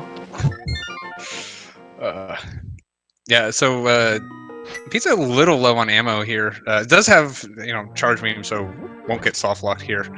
Yeah, it does have sufficient ammo to do it chargeless. Yeah, I always forget it's like 60 minus 60 missiles or 60 supers, and then you gotta make up the difference in missiles, and then I get too tired to actually do the math. So assuming you don't want to have to like break the glass or do anything, and you can do a Zeb skip, it's 36 and 60 or equivalent. Yeah. Pizza going for a traditional Zeb skip, freezing the Rinka, making it through with the spin jump. Has screw attack turned off. And is set up for a decent Mother Brain. Is going to need 54 missiles to supplement 18 supers worth of missile damage. So has 7 to spare. Yeah, but he's got that charge. He has charge, yeah. Yeah, charge wave ice is going to be a little slow. I never remember the actual damage values, but it's not great. But if he doesn't miss a couple, wave is like 270, I think. That's not that bad. So if he does miss a couple missiles here, just have to supplement it. Probably not going to see his stand up though. Or 210, I think is what it is. Sorry, 270. I was like, no, 270 means Spazer's only worth 30 damage. That would not be great. But yeah, definitely did want to shout our runners out. Definitely have enjoyed this race. This is one that is, for the first 2 hours and 30 minutes was a lot closer than it's going to look. This was incredibly close until we found out where mitts were. Yeah, SuperNinTaylor running that hot new icebreaker. Pizza damaging himself down here at the end of Mother Brain 2, cleanly through the fight. Yeah, this was an interesting one because Pizza was checking Pyramid Fairy while SuperNinTaylor was checking Shack Tool. It was one of those ones that whatever the mitts were, that person was going to win by 20 minutes. So it was going to be a big gap either way, but we didn't know who was going to win. Honestly, I'll give Pizza a little more credit than that. Just because I feel like if mitts were Shack Tool, Pizza had already exhausted some of the Kane stuff. SuperNinTaylor still needed to get back to Spike Cave. I think we still have a race on our hands at that point if Shack Tool has mitts. Yeah, probably. But I mean, it's not a lack of credit thing. It was just I was just making the point that it was just who made the right guess. So it was definitely anyone's race up until we saw those mitts pop up. Yeah, and so imagine the world where SuperNinTaylor gets through that Spike Cave and our runners get Kane like a minute apart. Yeah, I mean, that would have been, yeah, it was that close. Yeah, really, the death in Spike Cave is what swung this by this amount. Just an unfortunate death. Just a little bit of mismanagement. At that point, he's probably thinking it's not incredibly likely. He doesn't really care all that much, and it turned out. Really, the only way what happened was the only way it was going to turn out this bad. Yeah, and SuperNinTaylor got back to Spike Cave pretty quickly and was able to follow to mitts pretty directly from there. Didn't have a whole lot of options left, to be fair. Like we are literally looking zero. Like double full clear. Had literally zero options. I mean, he had nothing else to do. It was the only option available to him at that point. Yeah, fair enough. He absolutely 100% of the seed. And still 100%ing the seed in, you know, what looks to be 3-1 X range time with where that Ganon's Tower big key shows up, early left side. I mean, that's a heck of a time for a double full clear seed. Whoever, whether it's Gozengata or Oopla, gets SuperNinTaylor, whether it's the Oopla rematch or the Gozengata match that he gets in the 1-1 matchup, is going to have their hands full. Yeah, I mean, honestly, like, SuperNinTaylor is played really well. We were saying he's a strong Link to the Past player. His SM has been really solid as well. I feel like he's probably going to be favored to come out of that match. As long as he doesn't have this horrible thing happen to him again. Honestly, I think if he didn't die there, he could grab the potion. I think he would take this one as well, even despite the fact that this end time is going to be like around 15 minutes. But yeah, like I think my first match was like a 307 or something, and I didn't even fully a hundo, so this is a pretty good time. My first match was something special. I got the old like 327 or something horrible. Oh boy. I wish I was racing you against that one. Get your points. Yeah, I got real lucky to come out of that one with a W. But that's a story for another time. Maybe in post race we'll laugh about that one. But Pizza is onto the ship and has won the race first place with official SRL time of 3 hours, 3 minutes, and 28 seconds. So GG's in chat to Pizza.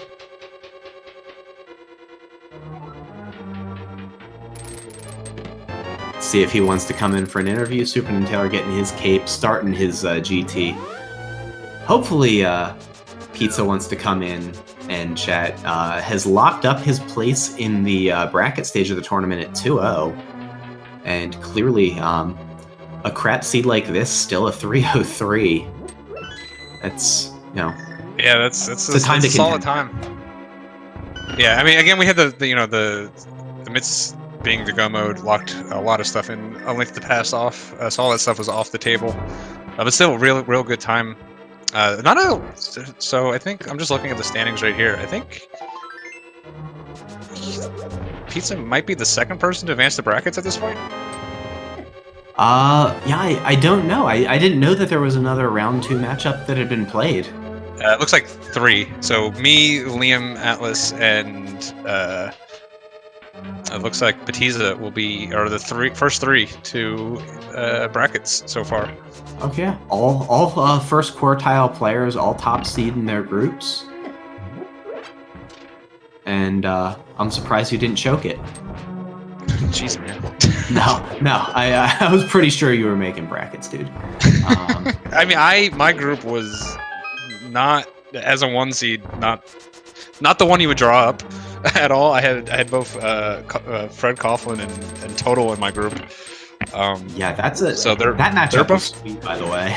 Yeah, and we might get a rematch. And even I've said before, our 4 seed was a pretty decent player as well. So certainly a player that if has a good route, and I make one of my classic duck mistakes, definitely could have lost that as well. Yeah, I think I made one of your classic duck mistakes. Fortunately, Bailout made one of my classic duck mistakes against me, so I was able to get by that one as well, fairly comfortably. Yeah, so unfortunately, Pizza, not for lack of being willing to, going to be unable to join on account of just not being able to do voice. But big GG to Pizza again. Hopefully he decides to come by and hop into the chat. But he sorry? said he. Oh, the speed. Yeah, never mind. I missed what you said. Yeah, text. Yeah, my big dumb led me to skip exactly one location in Morphless Bubble Mountain, and end up going and like doing Aghanim for Pyramid Blue Rupee and then staring at my map for 5 minutes. And I got real lucky, is what I'll say. Yeah, actually, we do have Pizza in the chat. We can have the ye old text interview if you have any questions for him. So how about that mid location? Yeah, mid location. How'd you feel about left side swamp? There's a lot of locations we can talk about. This was a really interesting seed, so I'm sure if SuperNinTaylor comes to chat, we'll recap some of this. But just to let Pizza know, encourage you to watch this one back. This was a really great race, so thank you for the race. Yeah, I think my main question, I mean, not only like, I think it was pretty obvious you didn't feel like you were ahead at any point because we saw frustration on both finding the cane and the mitts. But the really interesting decision we saw from you was you were down in Lower Norfair. You did the mire, you did the desert check. You did the mire half dip. We thought it was really, really odd that you did not do Lower Norfair at that point. So we were really wondering about that. Was I think our main kind of like question. Yeah, it's a very, very good point. Yeah, and it kind of led you to do swamp, and then you ended up skipping left side swamp. Mostly because we think you still had Lower Norfair. Maybe something we were thinking maybe that was the mitts for a long time as well. Yeah, so SuperNinTaylor leading off with the Moldorm 2 hover attempt. We'll see if he hard commits to it. Looks like he's going for it. In one of these one-on-ones, you already lost. You feel open to goof around a little bit, so I expect him to do this a couple times so he gets bored. Yeah, have some fun with it. I agree 100%. I want to see him get it. I know he's capable. Looks like he is gonna nope out of it. That's fair. Give it 2 goes and then call it a day. Oh, it's because he had a. Yeah, we saw you reset on GT. We weren't really watching your GT fight just because it looks the same every single time, mostly. So we didn't realize that you made a mistake on it. But yeah, we were really confused about that, and then we think that was part of the reason why you skipped left side swamp, which for a while, like, it was to the point where you guys were both hunting for stuff. You couldn't do Shack Tool because of where grapple was. SuperNinTaylor actually had grapple, decided to not do it, so we were wondering about that for a long time as well. But yeah, it was actually the returning point of the match was SuperNinTaylor actually tried to get the Cane of Samaria in Spike Cave before you. Unfortunately, he didn't have enough hearts and he didn't have a bottle, or didn't have any goo in a bottle. Ended up dying on it, and then he basically just last locationed it. So this would have been that was the turning point, really. Him dying on trying to get his Cane of Samaria. So this was really close. Like, we didn't know who was going to win, mostly because it was just where those mitts showed up. Yeah, I'd say it was probably between 1 minute and 2 minutes difference into first attempt at Spike Cave. It was very close, at least. And he failed, and then we shortly thereafter found out. Come on, Ganon hover. Give me the Ganon hole hover. There it is. Oh my god. This is how you fall into hole. That's my hover right there. That's how you go in a hole hand. That's what... What's that? You can actually go into hole hand on the Ganon hole if you screw it up. Oh, yeah? I forget, there's something you have to do. It is possible to go into hole hand in that Ganon hole. I forget. Yeah. Exactly I forget what you do need to do to screw it up, but that hovering seems like it might be a way, but I don't think hovering screws up your Y position, so... Yeah, you gotta do something. Not. You gotta do something funky. It might be hovering from the bottom or something, because it doesn't expect you to be at the top from when you came from the bottom or something like that. Okay.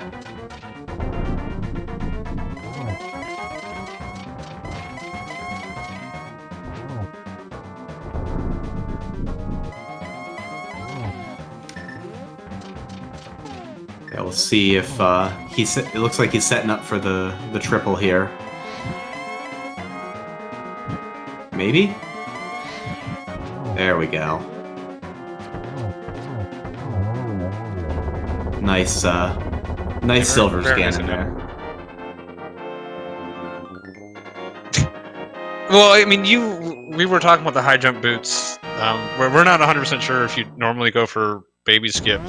You had so little of SM to do at that point, and like you didn't even have spring ball yet. Like it was actually been a fairly big time to get them. So like getting them, you pretty much would have to get baby skip for them to be worthwhile. So like we kind of had the philosophical debate of whether or not you get them. I think we both came down on the side of we would get them, but only because we wanted to show off with baby skip, even if it's slightly less efficient. But it's certainly defendable with exactly where they were. I think it's definitely a defensible move to skip them there.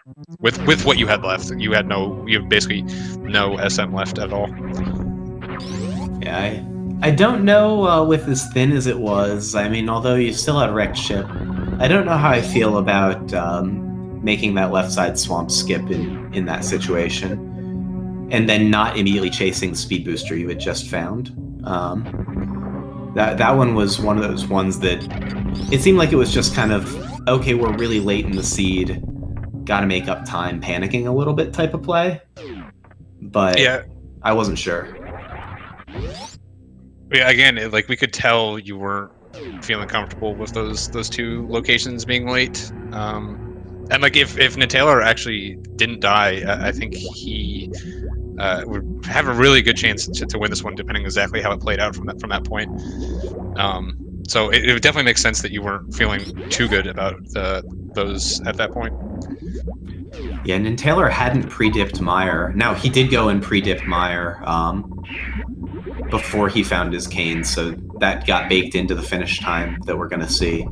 But he didn't initially go and do that, and so would have saved time there, would have been first to cane, and probably incentivized to get back to the mid. So I think that's probably where the match swung.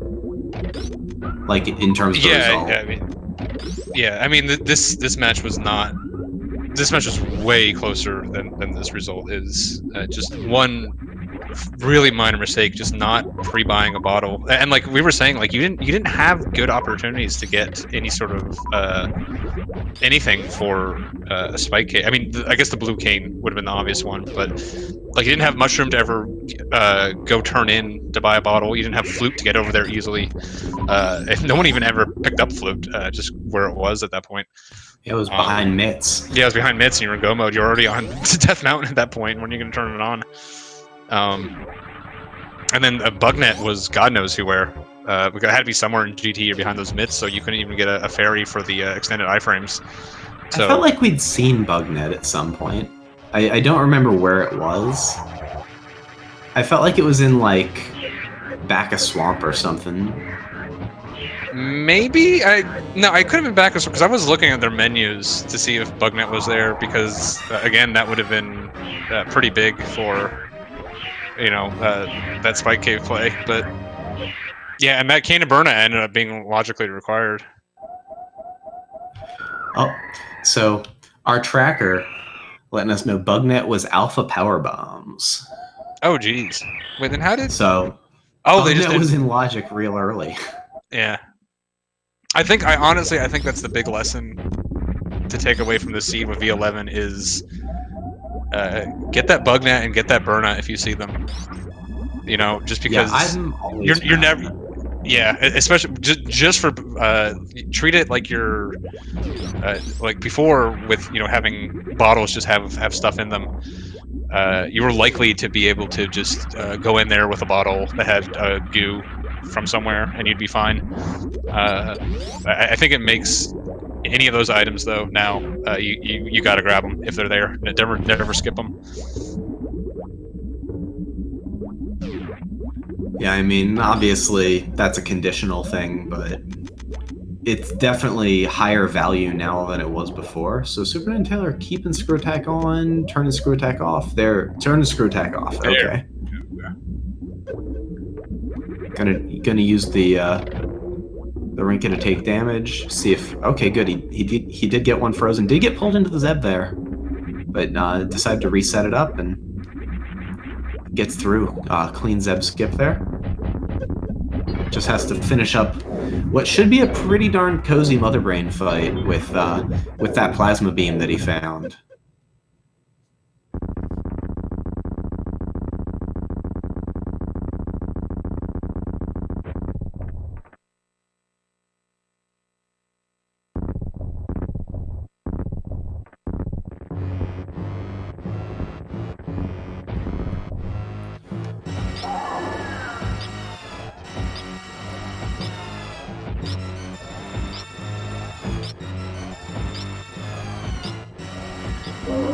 Yeah, SuperNinTaylor's finishing up.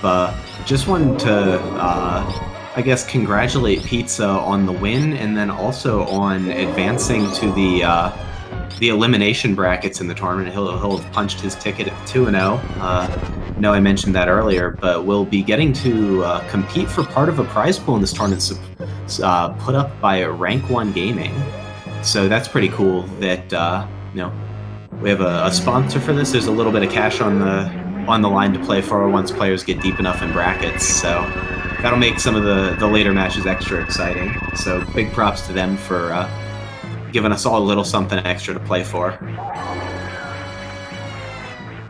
And yeah, of course, big congrats to Pizza on making it through to the single elimination rounds. He gets to chill and watch all these good matches for the next week and a half probably, while everyone kind of plays out the rest of the group stage and see who's gonna make it through to join him. Yeah, that's why I scheduled mine super. I had the very first match, and then as soon as Fred won, I was like, let's do ours on Monday. Nice. I was like, not that I was a free winner or anything, which is I just, I want to try to win this thing and then just take my vacation because I got 2 other tournaments I'm in. I want to. Oh yeah, I've got the last round of Swiss of the Super Metroid Multicat, but did get my second match in this scheduled with Lack Attack for Saturday night, so I'm excited for that one. That's going to be a good race, I think. Lack's very, very good. Yeah, that should be definitely one I have circled on my calendar this week. Yeah, but there's also a bunch of other good races coming up, so let me just take a look at the calendar right now. Concurrently going on over on SpeedGaming 6, we have Cassidy Millen versus 64-Bit Link. Let's see. Looks like Wednesday we've got a bunch of races. It's not clear what all ones are gonna have restreams and which ones aren't. But a lot of things going on. Looks like Link Force Zero versus Aussie 101, our number 1 seed, is happening. No restream there. We've got Neaterific versus Error 72 tomorrow at 7 p.m. Eastern. Hootie versus Epi 37. Half hour later, Ancient Gamer versus Crimson Avix.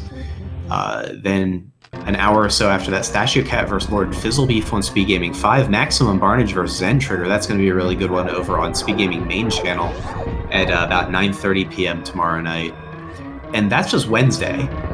That's 6 races or 7 or 8 races or whatever just between now and tomorrow night. And then Thursday, Friday, Saturday, Sunday, races every single day. This tournament's going to be a lot of fun. I'm stoked we got so many entrants in. 95 people showed up to sign up for this. So lots and lots of games to be played. Yeah, considering when we do the weeklies, if we got to 10, it was considered big. To have 95 people show up for this tournament is kind of nuts. Like I said, the amount of people who are just really top notch in this game in both can definitely be counted on one hand. So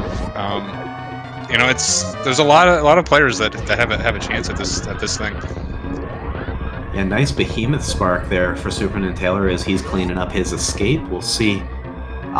I hope he skips by these animals, just wraps it up clean. But we'll see. He has a choice to make. I always get the animals if I lose. I consider it to be my shame. If I'm already going to put up a shameful performance, I'm just going to save the animals and seal my fate. See, I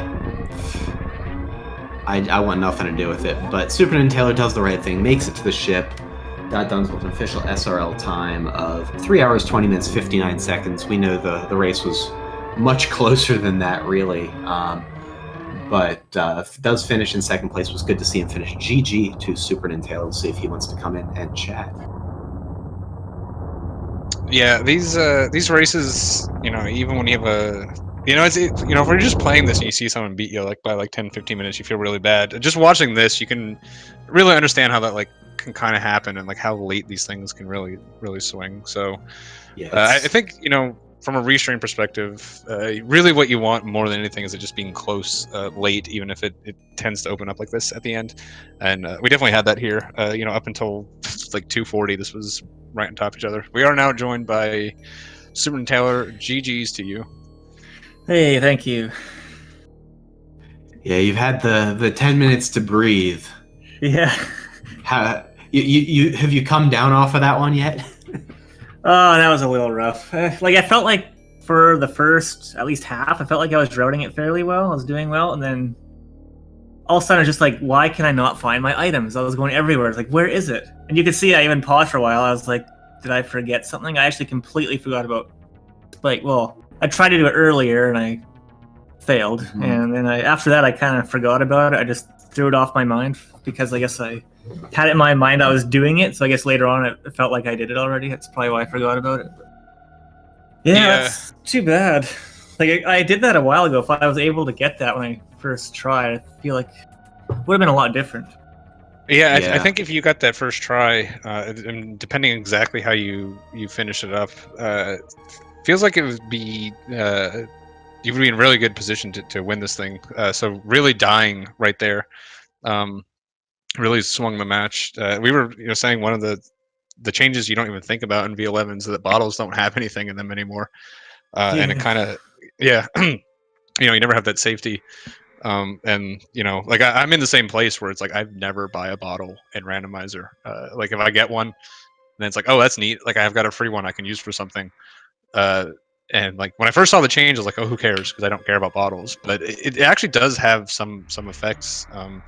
You skip the bug net too, and honestly, the bug net would have, especially with the extended iframes off the ferry, would have gotten you the that item pretty easily, pretty comfortably with the amount of health you had. So I think like I think I'm in the point now where just seeing this affect a couple, like I'm grabbing the bug net if I see it from now on. Like I'm definitely getting that every time. Before where I would skip it, or I think like if this seed was also rude in where like you didn't have the flute, you didn't have the mushroom, so you really couldn't go buy a potion at any time. It was never really convenient. Flute was such a big tease. Yeah. It was just it's just like no one, like we saw it early on and just no one ever got it. And like there'd be no reason to get it with how it played out. Behind myths, like what are you gonna do? Yeah, you're already up there. It's like just absolutely no point. Yeah, I agree with your assessment, SuperNinTaylor, that you routed it really well early on, and like the first 2.5 hours of this race was intensely close. You guys were pretty much at parity. 3, 4, 5 crystals and bosses done kind of all at the same time. Keeping pace, you each kind of had some one-off checks left. It was a very, very good race, much closer race than the final finish times suggests. Yeah, I'll be sure to watch it back. I'm sure it was pretty exciting for a while there. When I did finally get my Samaria, I just put my head in my hand. I was like, oh, are you kidding me? Like, that had to be the one item. I literally just checked all the items in Myers, then I was lost. I was like, oh yeah, Spike Cave. Went back, came to Samaria. Oh. Yeah, exactly. Because of course it's that or it's mitts at that point, and so if it's mitts, you're like, okay, at least maybe I can spike the cane elsewhere and get a little lucky, and like maybe my opponent did a bunch of mitts checks or had some other things. Like there's potential to get lucky. When it's cane there, you're just like, okay, well, that's what it's gonna be. I was kind of banking on him, like maybe not marking 5 and 6 crystals or something and forgetting. But yeah, once I got to that point, I actually kind of felt like it was over. But I was still trying. Like you never know in this game, so I was hoping. But once it was close to the 3-hour mark, I just kept staring at the dot done. Yeah. And Pizza, when he found the Samaria and the mitts, he had a couple shows of emotion on stream, so he wasn't feeling comfortable either. I mean, you could have avoided the double lava dive dip in here if you made the Spike Cave play early. I mean, logically, I guess it was required with where the blue cane was, but obviously that's breakable with the bottles.